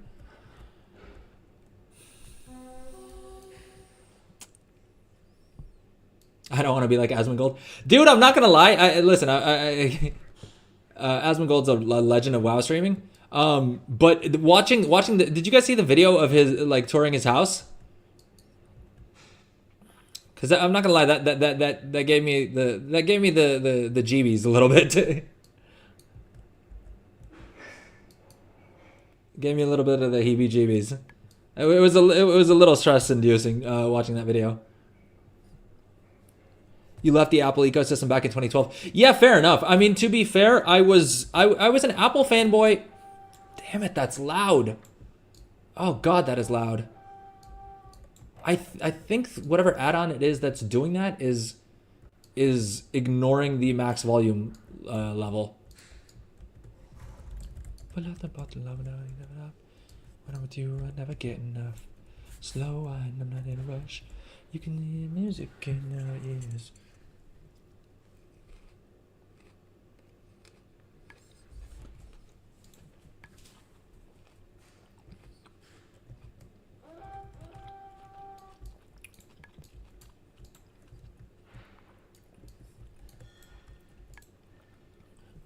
All right, let me catch up on chat.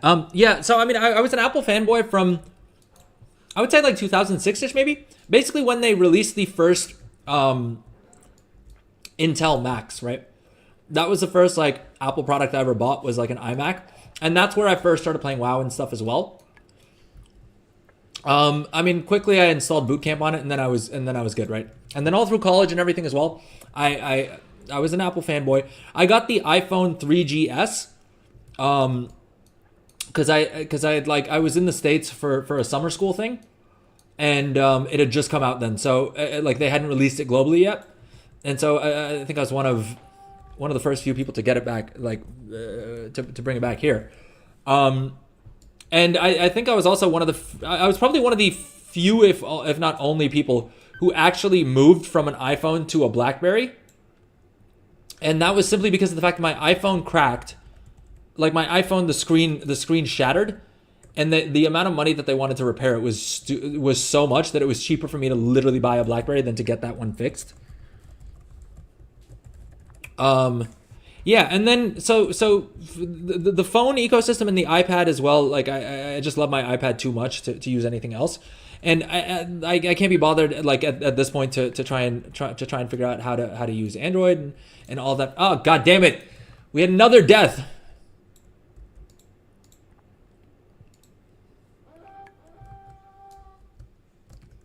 I mean, you guys should have an idea. It should give you guys an indication at this point. I literally, when I'm playing two characters like this, I was literally when I was making the list of like characters that I will play at the same time, I was planning to have at least one that could res, so that they could res the other one, because I assume that I would probably die out in the world at some point. And so if at least one character can res, then it saves me one corpse run. I mean, I know I can do just a /follow, but.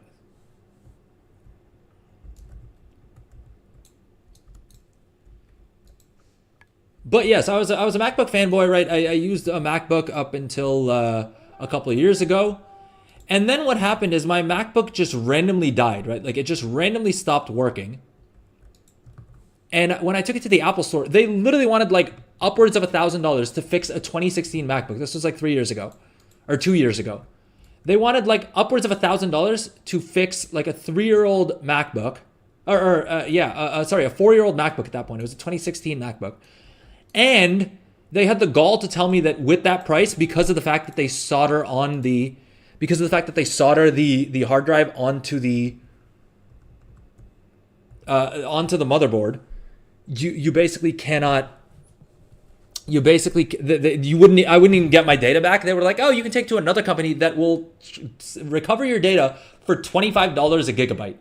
And I was like, yeah, fuck off. I'm not going to do that. Sorry for the swearing, but yeah. And so instead I just built my own PC, and for less than it was going to cost me to get it repaired. And so for my main PC and also the new, what do you call it? The Apple ARM chips, you can't do boot camp on anyway. and I use Windows for too many things to not be able to use Windows. Even when I was using my MacBook, I was logged into boot. Like I was on boot camp 90% of the time, right? I just like the hardware. I just like the finish and the thing, and it is also kind of nice that sometimes if Windows is messing up on something, it is easier to just hop into the, like if you want reliability, Macs are definitely better for that. I feel like by and large. And then of course you have the nice little things like the being able to like copy something on your phone and paste it onto your computer is kind of nice. I'm sure there's an app I can get that would do that with Windows as well, but it is what it is. Sorry, that was my little Apple rant. Let's see. Oh, let's see. We're discussing Asmongold. Yeah, so I mean, I used to watch a little bit of Asmongold back in the day. I've never been I was never like a major fanboy, or like I never watched his live streams or anything like that. I would just watch his videos on YouTube every now and then. He definitely takes DGen to the next level. But yeah, I feel like he has gone weirdly political these days. No, because I started following, like I joined his subreddit. Because I was like, oh, maybe it'll be something WoW related. But it seems like most of the videos he makes about WoW these days are either crapping on it. I'll be honest, I haven't watched most of his content, so maybe I'm wrong. Or then like weird like political stuff.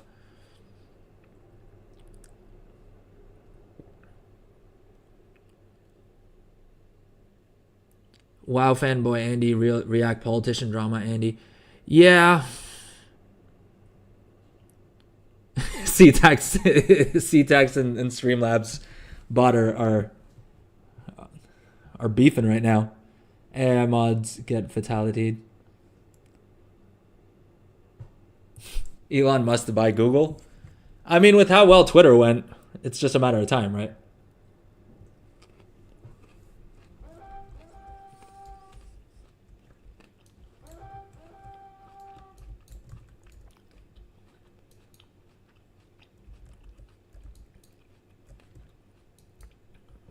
All right, there's supposed to be a treasure somewhere here. I can't find it. So we may as well just go to one of these other 5 that's up. Dude, you weren't kidding. Is this the spot you meant, by the way, CTAX? Because this spot is pretty lit.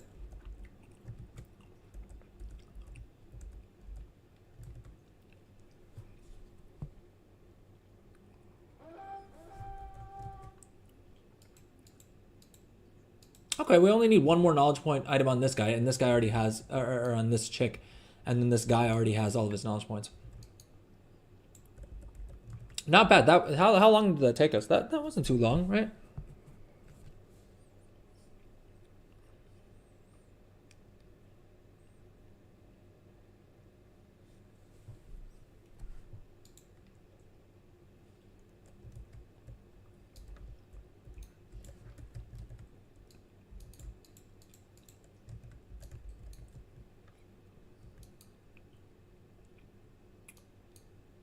Did we? Oh no, we didn't get the final knowledge point treasure yet. Damn it! This is what I'm saying. It's the drop rate is so random on those. Crystalline repository is all we need.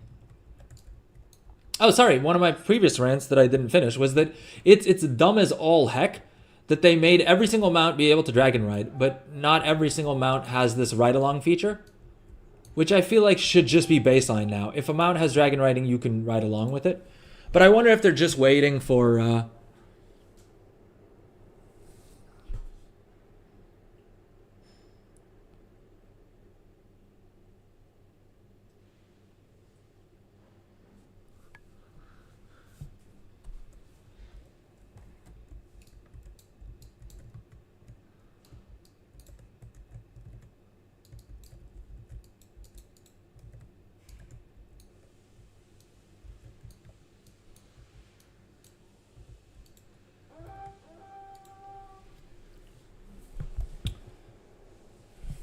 Did we get our damn... we still haven't gotten the freaking knowledge point item. These concentrated shadows are pretty lit for farming up the knowledge point treasures, though, I'm not gonna lie.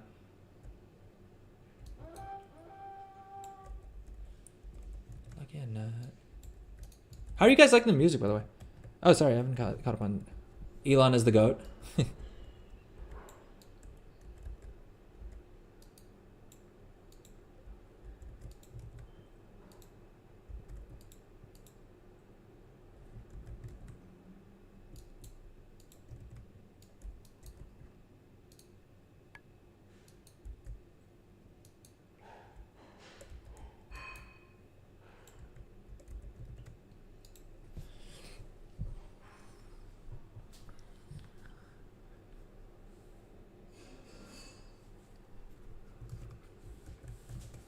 Yeah, but let me know in chat how you guys like the music.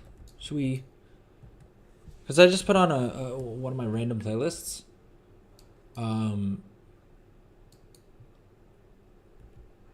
But I do also have. I do have some other playlists that we can put on as well. Or heck, I can work on some more.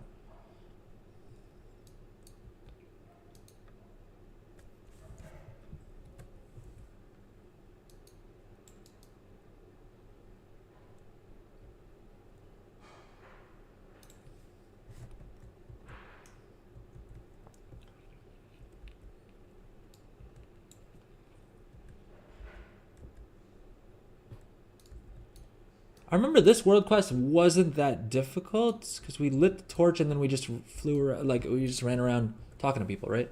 Should we? All right, screw it. Let's. What does it reward? Ancient Forged Curio. Ancient Forged. Oh, it gives us a weapon. All right, screw it. Let's do it. Doesn't take too long. We just. I wonder if the progress is shared though. If I can do it on multiple characters at once.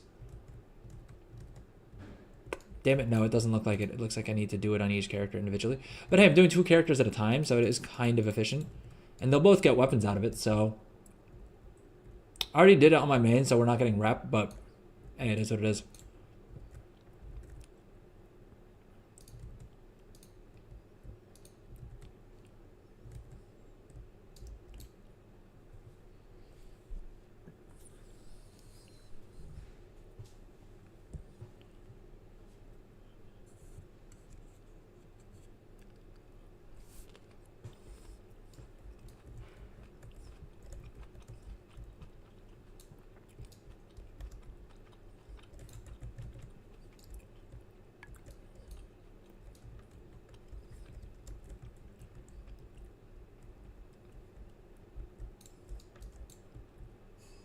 Rocketman is Elton.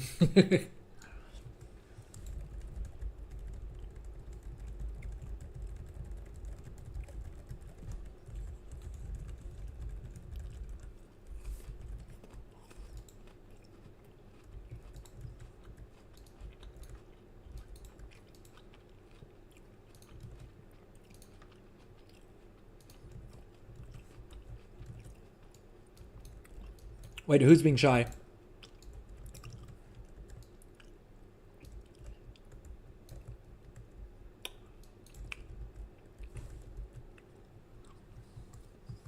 The game. Paz. Dude, is this gonna be another, like, weirdly sexualized song?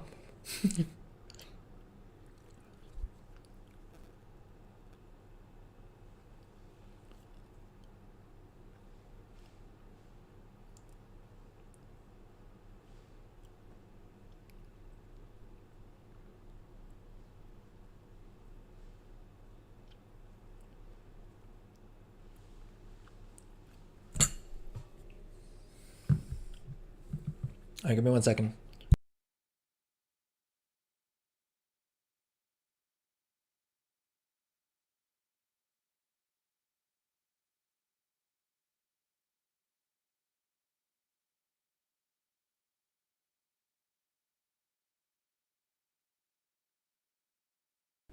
All right, it's I listened to I listened to a little bit of it off stream. I think it's probably okay for us to play on stream.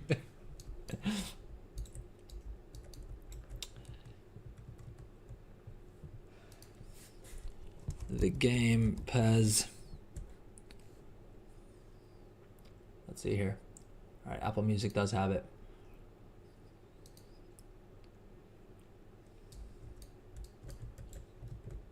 I should probably make a little overlay as well that mentions when songs are playing that I didn't pick, just in case there is anything dodgy in them.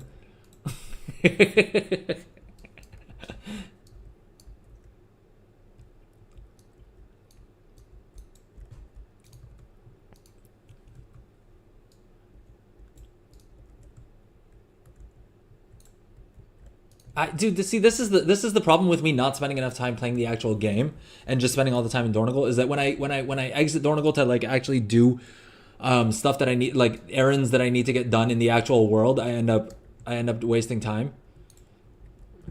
Because right now, what I need to be doing on these characters is getting them back to Dornigal and crafting and making back the gold that I spent 150,000 off on that stupid recipe to pay it off. Because Lord knows I haven't paid it off yet, and it's going to take me a little bit, right? And every minute that I'm doing this, more of those recipes are dropping, and the value is dropping. And but again, remember, folks, FOMO isn't real.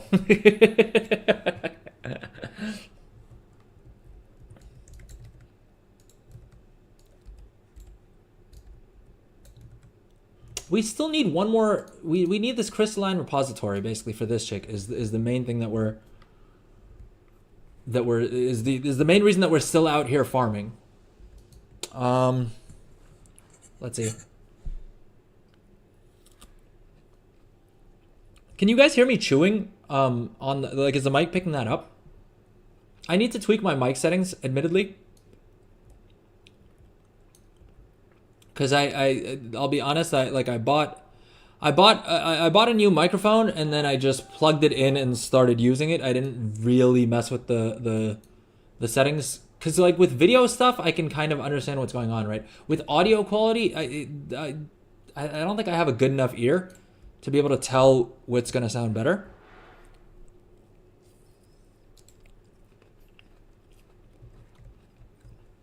Oh, you didn't have to Google that, man. I would have told you if you just asked me in chat. Yeah, FOMO is fear of missing out. And I feel like it's become a big thing in WoW, especially, where everyone's constantly afraid that they're behind on things or you know, they're gonna miss out on something. And realistically, I don't believe it exists. Well, here's the thing. What I've been saying on stream is FOMO doesn't count if you don't care what you're missing out on, right? I know that I missed out on shuffling. I know that I missed out on a bunch of like crazy launch gold and a bunch of other things, right? But I don't care, and so it doesn't really matter that I missed out on those things.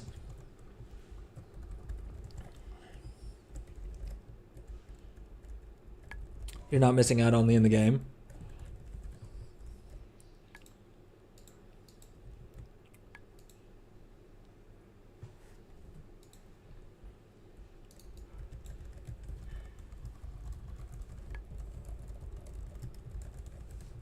If it's a fear, it does exist, I guess. The fear of missing out. Well, yeah, I mean, I like, it exists, don't get me wrong, but my point is that I think a lot of times I'll speak for myself. A lot of times I feel like I think I have FOMO, but it turns out I actually don't really care all that much about the thing that I'm missing out on. So it's not really real in that sense. You know what I mean?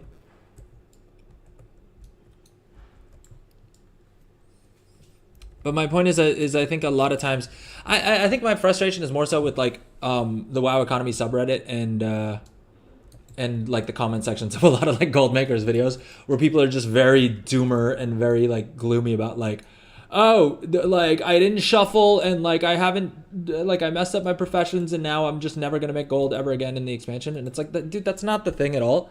You know what I mean? Like I think that's what my frustration is that like, because other people will be like, yeah, if you're not shuffling, like a lot of responses to people are things like that, where it's like, oh, if you're not shuffling, like if you didn't shuffle, if you don't have all of your profession equipment and like, you know, 300 knowledge points right now, you're behind and like everyone's gonna eat your lunch. It's like, dude, that's not the thing at all, right? Like I did not shuffle on a single character.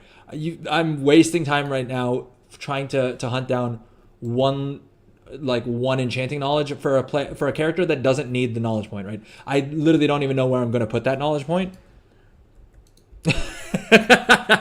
Also, here's my gold guide. Here's my 0 to 11 million gold guide. That's right. I'll show you guys how to make 11 million. Someone else already showed you how to make 10 million gold, but you know what? I'll show you guys how to make 11 million gold.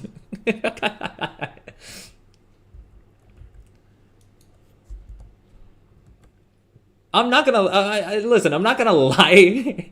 There early on in beta, I was like, oh, maybe I should like put together a bit of a gold guide, and mine wasn't gonna be one of these gold guides that supposedly people have said that some of these other ones are, where it's just like it's Wowhead. It's like a bunch of Wowhead articles.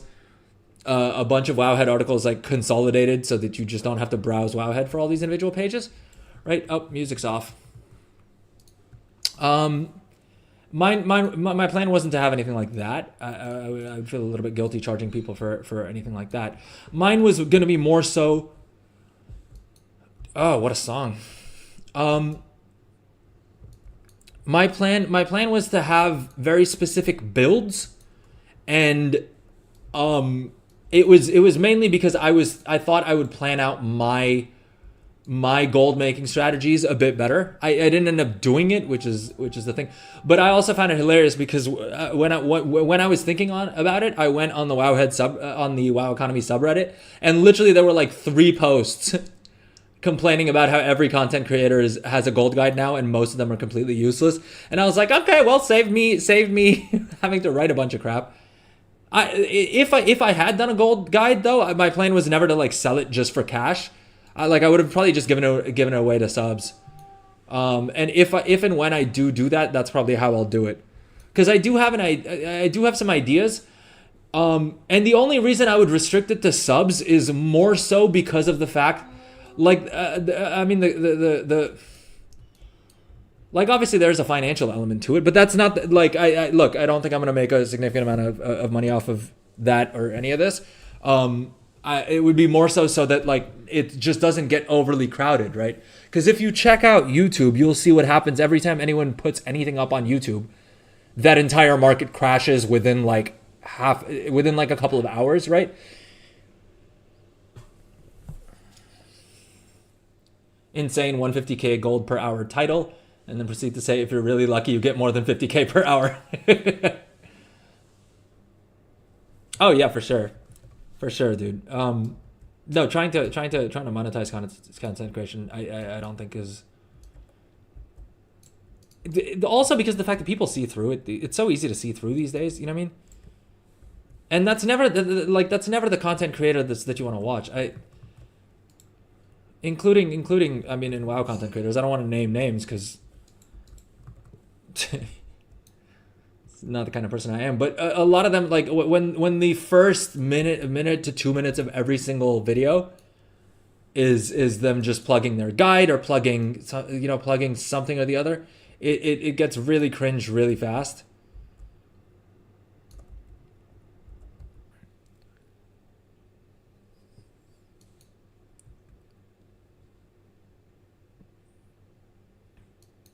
And it's also one of those things that I've never bought a gold guide, at least as far as I can think. Well, I may incriminate myself with what I'm about to say next. Screw it. It stays between us, right? It's not like this is live for anyone to see, and and that there's gonna be a video on demand that's going up on Twitch. On Twitch for like 2 weeks, and then on YouTube for basically ever.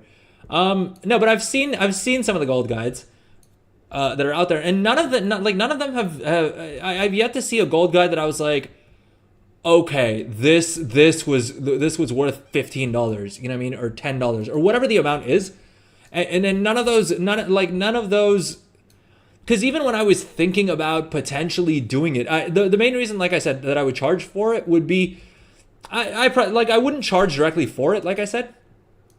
The main idea is, how do you restrict how many people see this, right? Just because of the fact that things are going to get saturated super quick because of the nature of the region-wide auction house and the fact that now cross-realm trading has become super, super trivial to do for literally everyone. I mean, since they introduced cross-realm trading with, I think at the end of Shadowlands or something like that, right? It was already not that difficult because all you needed was a second account, which is what, like 200,000 gold a month, basically, right? And you could cross-realm trade. It was a pain in the ass to do, which is why I didn't do it, because you have to manually transfer things across, like between characters. But yeah, I mean, there was no point at which I was like, oh, you know what? I can make a guide that's going to be worth more than someone either just spending $15 on buying a token if they really need gold, or getting a second account. because I feel like both of those things would do more for your gold making. Even if you were to just get a second account and do dual gathering on both accounts at the same time, that would probably still make you more gold. I don't know how we got onto this rant. I don't know how we got so off topic, but oh, you're right, because someone said here's how to buy my gold guide.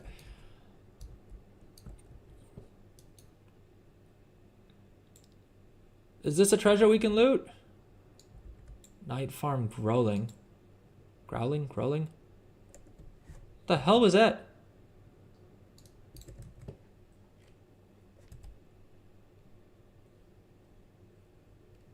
Am I bugging? Did anyone else see that? We looted something. I don't know what the hell it was.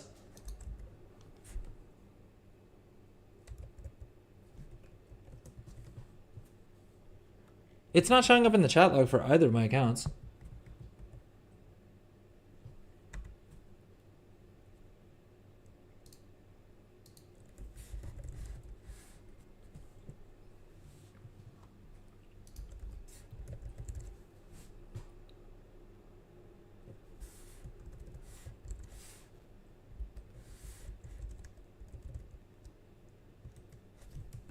Night farm growthling. Oh, we got a pet. Oh, this is what we looted. Okay, it's a pet. But why isn't it showing up in either of my characters' chat logs then?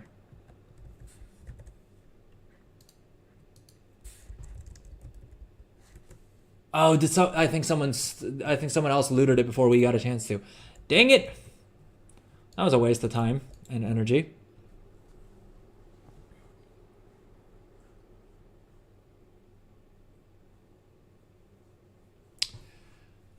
I don't know specifically who you're talking about, but I know that I think I can probably guess. Yeah, there was that seemed really weird to me. I guess we don't need to get into specifics because there's a couple of people who have done that who were like, "Oh, there's this exploit, like I'll show you how to do it, but you shouldn't do it." And I was like, "What do you do?" And the crazier thing was that, like, that person was like, "Oh, I released it to my members first." And I was like, if you're telling people not to do it, then why are you releasing it at all? And second of all, why are you plugging the fact that you told your members about this before? Like, what are we doing here? This is the like worst alibi I've ever seen. Like, it was just I was so confused. I was so confused by, like, what is the point of this? Like, on one hand, you're like, oh, this is how you do the exploit, but you shouldn't do it. Which is already a weird, like that's just weird, right? That's a weird stance to take, in general, right? That like, oh, here's this exploit, but don't do it, right? That's already nonsense. No one is. Here's how you make crack, and like, we probably are talking about the same guy. But I was also like, how does that, like? Surely someone at Blizzard checks YouTube for exploits, right? Surely. I mean, the way things go, probably not, but I still, for some reason, hold out hope that maybe there's someone out there who is checking YouTube, right? The fact that you have, like, well, there's another channel as well that posts WoW exploits and has a Patreon and stuff like that. I don't want to plug him, so I won't mention him. But he's not, that guy's not hard to find. But he has a Patreon, but he's very upfront about the fact that, like, no, like my entire thing is that I find exploits, right? And that's one thing I particularly don't, I'm not. Right, if that's what people want to do, you're risking your account. If it fits within your code of ethics and you feel like that's something you want to do, who am I to really tell grown adults what to do with their money? If they're willing to invest their time and money into an account, time and money into getting an account banned, look, have at it, right? I think we all know things that we could do that would be that are against the terms of service that I mean could make us all a lot more golden, whatever. But that guy's very clear about the fact that They only sell exploits. It's weirder to me when someone's like, oh no, like I'm just a gold making content creator, but here's this exploit that you shouldn't do, and also I told my members about it 3 days earlier so that they could not do it. Like at that point, what are you doing?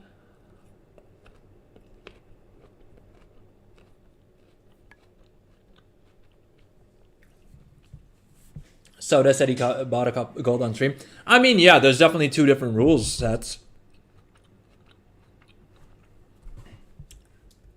But I think that's like with everything in life, right? Like, I don't think it. At this point, I think it would be a little bit naive to be like, Blizzard may be slightly corrupt. Like, it like.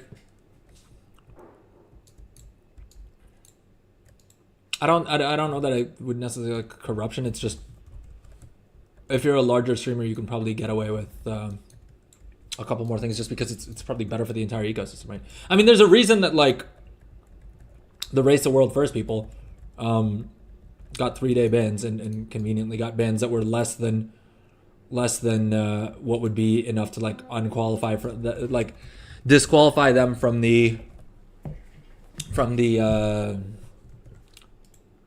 what do you call it, the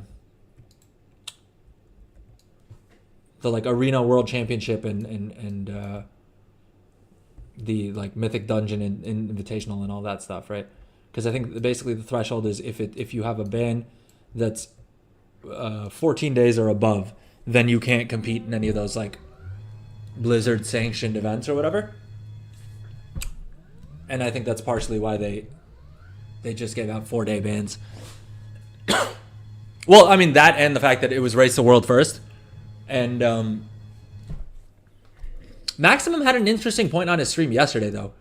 He was like, it's kind of not, it's a little bit unfair because of the fact that they banned EU and North American players at the same time. But for EU players, because of the fact that the season started later for them, they lost less actual season time, right? Which is what actually matters the most for Race the World First. And that was kind of interesting. All right, we're probably dying again.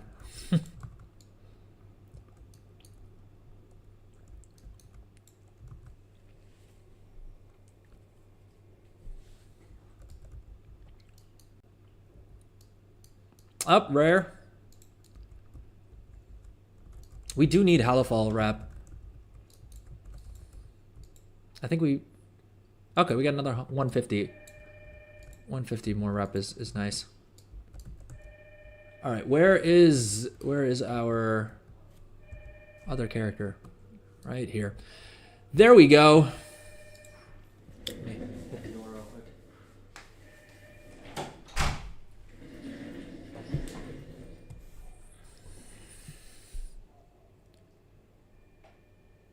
The wax glitch? Wait, what was the wax glitch?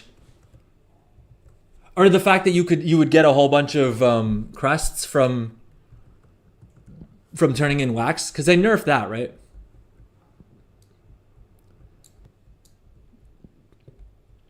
I mean, I don't remember who was saying it on stream. I remember someone on stream was speculating. I think it was Towel. Let me just start naming people here and telling you what they said, so that if I'm wrong, you can go get mad at them. But I think Towel was saying that it was really strange the way that they did the hot fixes to like the brand thing as well, right? Where it seemed like some of the Race the World First guilds kind of knew that brand nerf was coming, and so they power leveled their brands to like level 50, and then Blizzard fixed it like 6 hours later, or like Blizzard gave them like 6 hours. They had enough time to power level their brands to whatever level they wanted before fixing it. And with those kinds of things, it's I don't know, man. That's always kind of sus.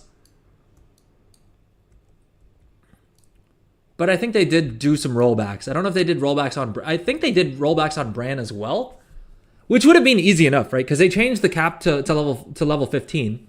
Oh, right, the wax group thing. Right. Yeah, I forgot about that.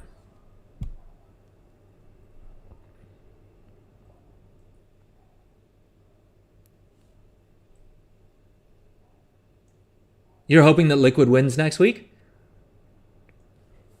Yeah, 5x more is wild. Are you rooting for Liquid, or are you rooting for Echo? I mean, I would say, are you rooting for Method? But let's be honest.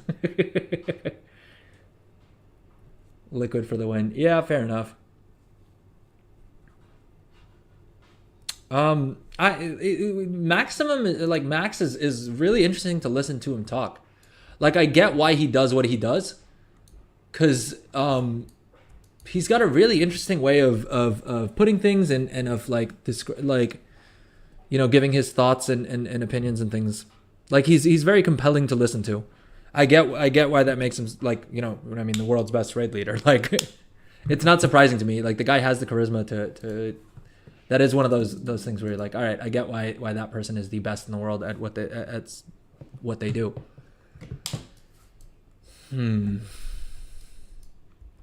All right, we just need one more freaking knowledge point. I think I jinxed it for myself because I was talking about how it's super hit or miss, and how the first character, like that my demon hunter got their knowledge points really quick.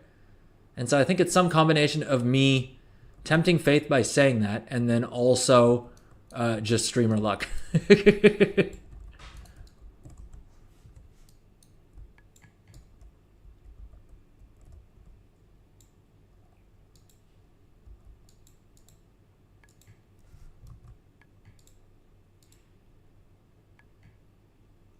God damn it. Why am I not picking up the crystalline repository? I don't have it in my bags. We clearly haven't looted it because it's still showing up on the weak aura. The weak aura could be bugged, I suppose. No, weekly knowledge is also not showing it. Damn it. How long do you guys think we've spent here farming up dirt? If I was better at managing Twitch, I could have probably set a marker.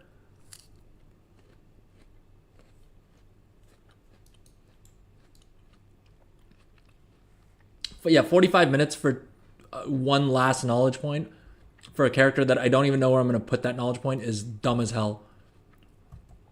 Do not do this. Do not bother. Because like I said, on that chick, I literally don't even know where I'm going to put that knowledge point. It's probably going to sit around for another week anyway and make no difference. Because in that same time, I could have done a patron order and gotten that knowledge point anyway. Squish the grubs.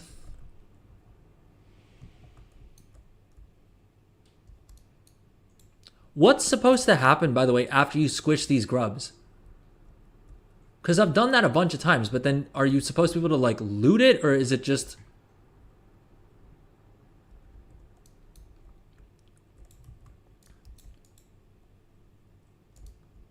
You squish the grubs and then what? Where do I get my wax?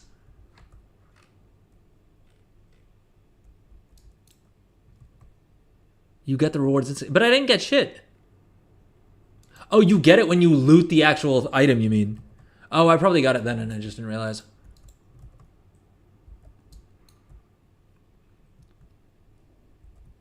It really sucks that they nerfed the rep from the achievement items.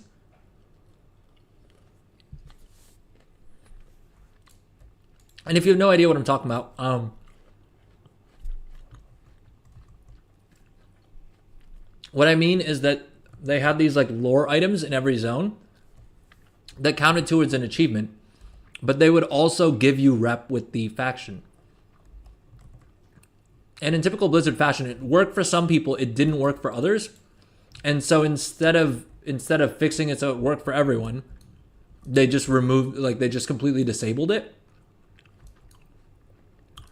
And I don't remember seeing anything about it, so I'm guessing they didn't remove the rep from those people who had farmed it. Though who knows if it really makes that much of a difference either. I mean, low-key, it was hilarious that Gingy,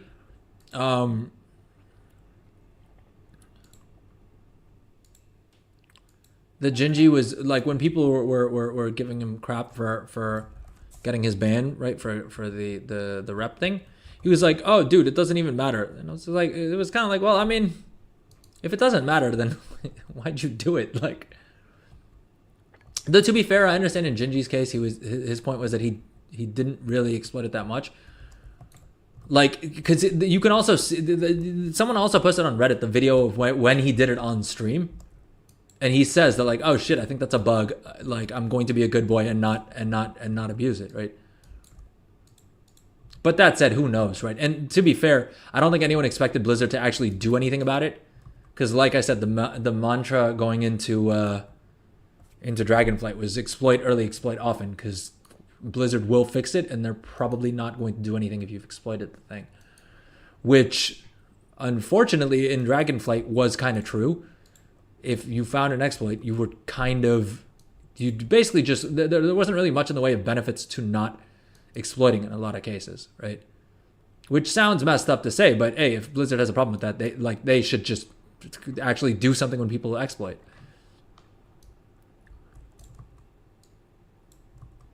And for my money, I mean, in my opinion, I feel like they should have done something about the shufflers as well. Also because of the fact that it's such an easy fix, right? It's not a tough problem. The disabling the shuffle, they did most of the work, right? They removed Artisan's Acuity from trainer first craft bonuses, right? They removed it from the treasures. They removed it from what else? I think they removed. I'm not sure if the rep books were supposed to, not the rep books. The cash books were supposed to give Artisan's Acuity or not, but they removed it from that. Fair enough, right? They removed a bunch of them, so they clearly, someone at Blizzard was like, all right, this is something that can be exploited and will be extremely powerful, right? We need to make it less powerful. So they did all that, but they didn't think to set like a weekly cap on Artisan's Acuity, which is the simplest possible solution, right?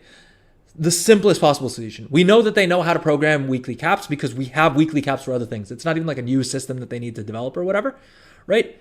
That's a very simple system. The more elegant solution would have been having specific Artisan's Acuity for each profession, right? Which also completely destroys the entirety of the shuffle, because of the fact that you can't farm up Artisan's Acuity for other professions on a different profession, right? Again, more elegant solution, I feel like, where, you know, if you're just really good at whatever and stuff like that. But yeah, the fact that they didn't do that, like the fact that they didn't do either of those things, and so there is this ginormous advantage. Like, look, I mean, as much as I'm saying on stream that it doesn't matter, you can still make a boatload of gold without shuffling. Make no mistake, you could definitely have made more gold if you shuffled. I mean, I consciously chose not to do it. I could have. I even tested it out on the beta. We actually, if you go back a couple of weeks, like if you go back to through the streams on YouTube, you will see me testing it out on beta. I tested it out on beta to see if that was a viable option, and it was. And so I had considered it, but honestly, it just felt too degen. And I also felt like, from a content making perspective, like, what does that benefit the majority of people, right? If I'm going to be streaming something, or if I'm going to be making a video about it, I want it to be something that like is actually helpful to people and that they can go do without having to do stupid degen stuff that just feels super bad. And however you slice it, for me, I know I would absolutely hate. I mean, one of the reasons why I didn't do it is because I would hate the idea of leveling up a profession just with the intention of dropping it.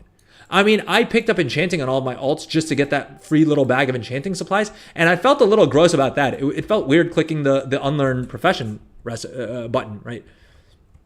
But that was a no-brainer. Like, that one was just when dust prices were still stupidly high. To be fair, I didn't use up any of that dust, and so I just left it on those characters. And now dust prices have come down a significant amount, so I probably didn't need to do all that. But hey, that was definitely a waste of a Saturday, because I spent a good amount of hours just logging onto every single character, training professions and doing all that stuff.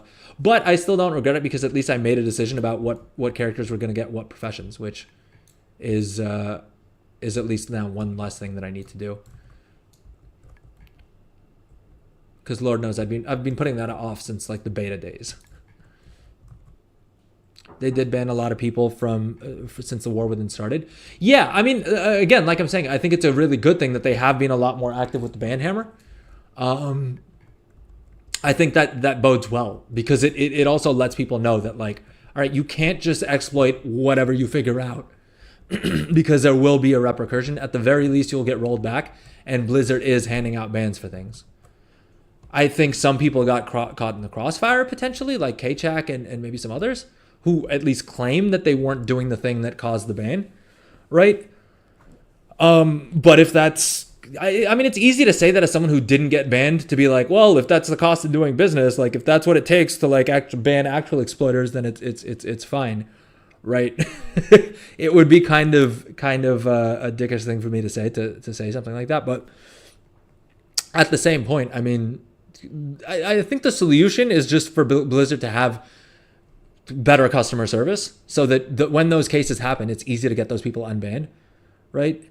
I think the problem comes because of the fact that it like a 4-day ban, it's going to take you more than 4 days to get someone at Blizzard to respond to you. Seek, are you still here? I'm surprised that we're having we're complaining about Blizzard and Seek's being so quiet in chat. What's Blizzard done this week to upset you, Seek? If you're still here, by the way. I still haven't figured out I still haven't figured out how exactly to see who's live in chat on the back end. Bring back GMs. Oh, hell yeah. Dude, GMs were dope back in vanilla. Some of them would like RP. I remember there was one dude who like, he ported himself to me. And like, I don't remember what the thing was. I think he helped me like kill a mob for a quest or something like that, but just a really chill dude. It was just a really good time. Like anytime you messaged a GM, it was really fun. It was really fun, the interactions with them.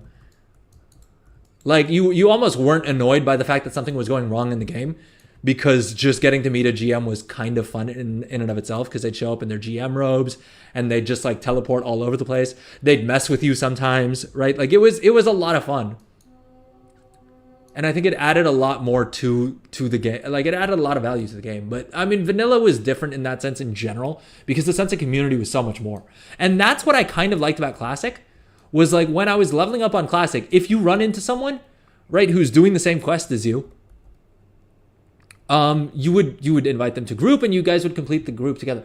Oh, I already looted the enchanting thing. Why am I still flying around looting treasures? God, that's dumb. Oh, you know what? And my mage can actually go learn the portal to Dornagol spell, which I should do because I can save myself a Hearthstone cooldown. But yeah, I also remember if allegedly I ever played on a private server, or haven't, I can probably, are we? Is that considered as bad of a thing these days? How I should probably not say it. No, but a friend of mine had a private server that I may have tried on their computer, right? Watched them playing. Please make me a WoW partner, Blizzard. Good boy. No, but on the fun thing on a private server was always like getting to go to the GM island, right? Because the GMs had like a little island that they would all chill out on, that just had like a house and yeah, and like you'd wear GM robes. Did they ever add the GM robes as like a transmog? Because that would be kind of dope.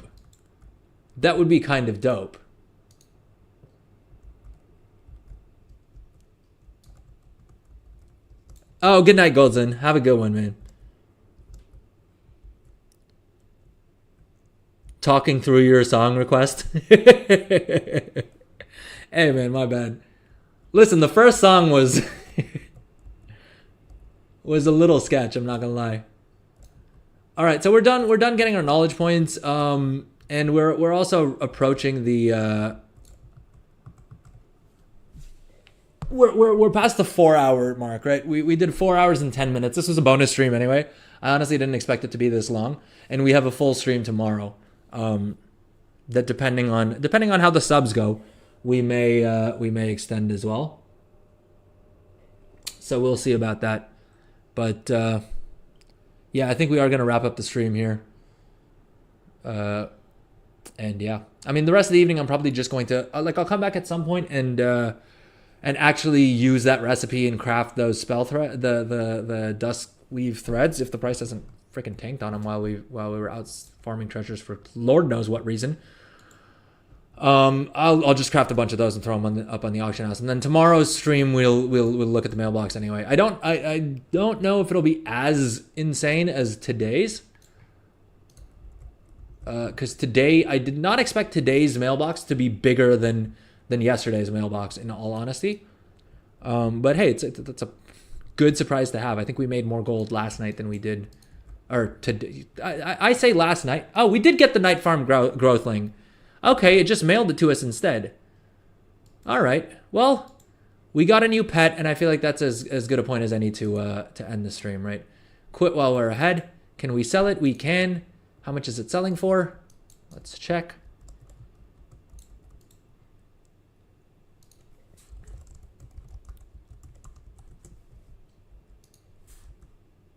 $11,000 gold.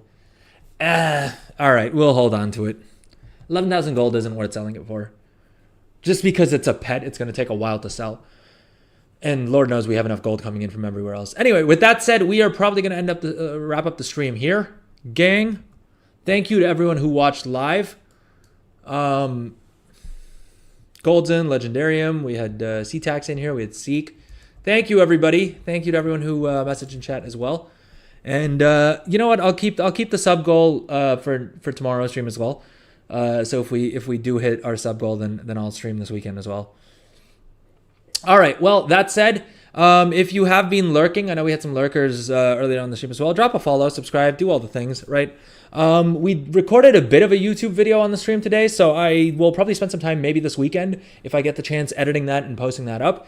So check out YouTube as well, and I'm also working on some other content for Twitch stories and other stuff, so keep an eye out for that. Anyway, with that said, good night, everyone. Take care, have fun, stay safe out there. May the RNGB gods be with you as always, and I hope you guys make a bunch of gold off of everything I said. Don't steal my markets. Don't steal my markets. All right, I'm showing you guys how to do things on stream. Just don't steal my markets. All right, I mean, sell as well if you want, but if you see any of my characters, do not undercut me, all right? Overcut me. I'm fine with that. Sell it for a gold more than I do, and I am perfectly fine with that. Anyway, good night, folks. Thank you, everyone, and I will see you all tomorrow. Bye-bye. Actually, most of all, Legendarium. I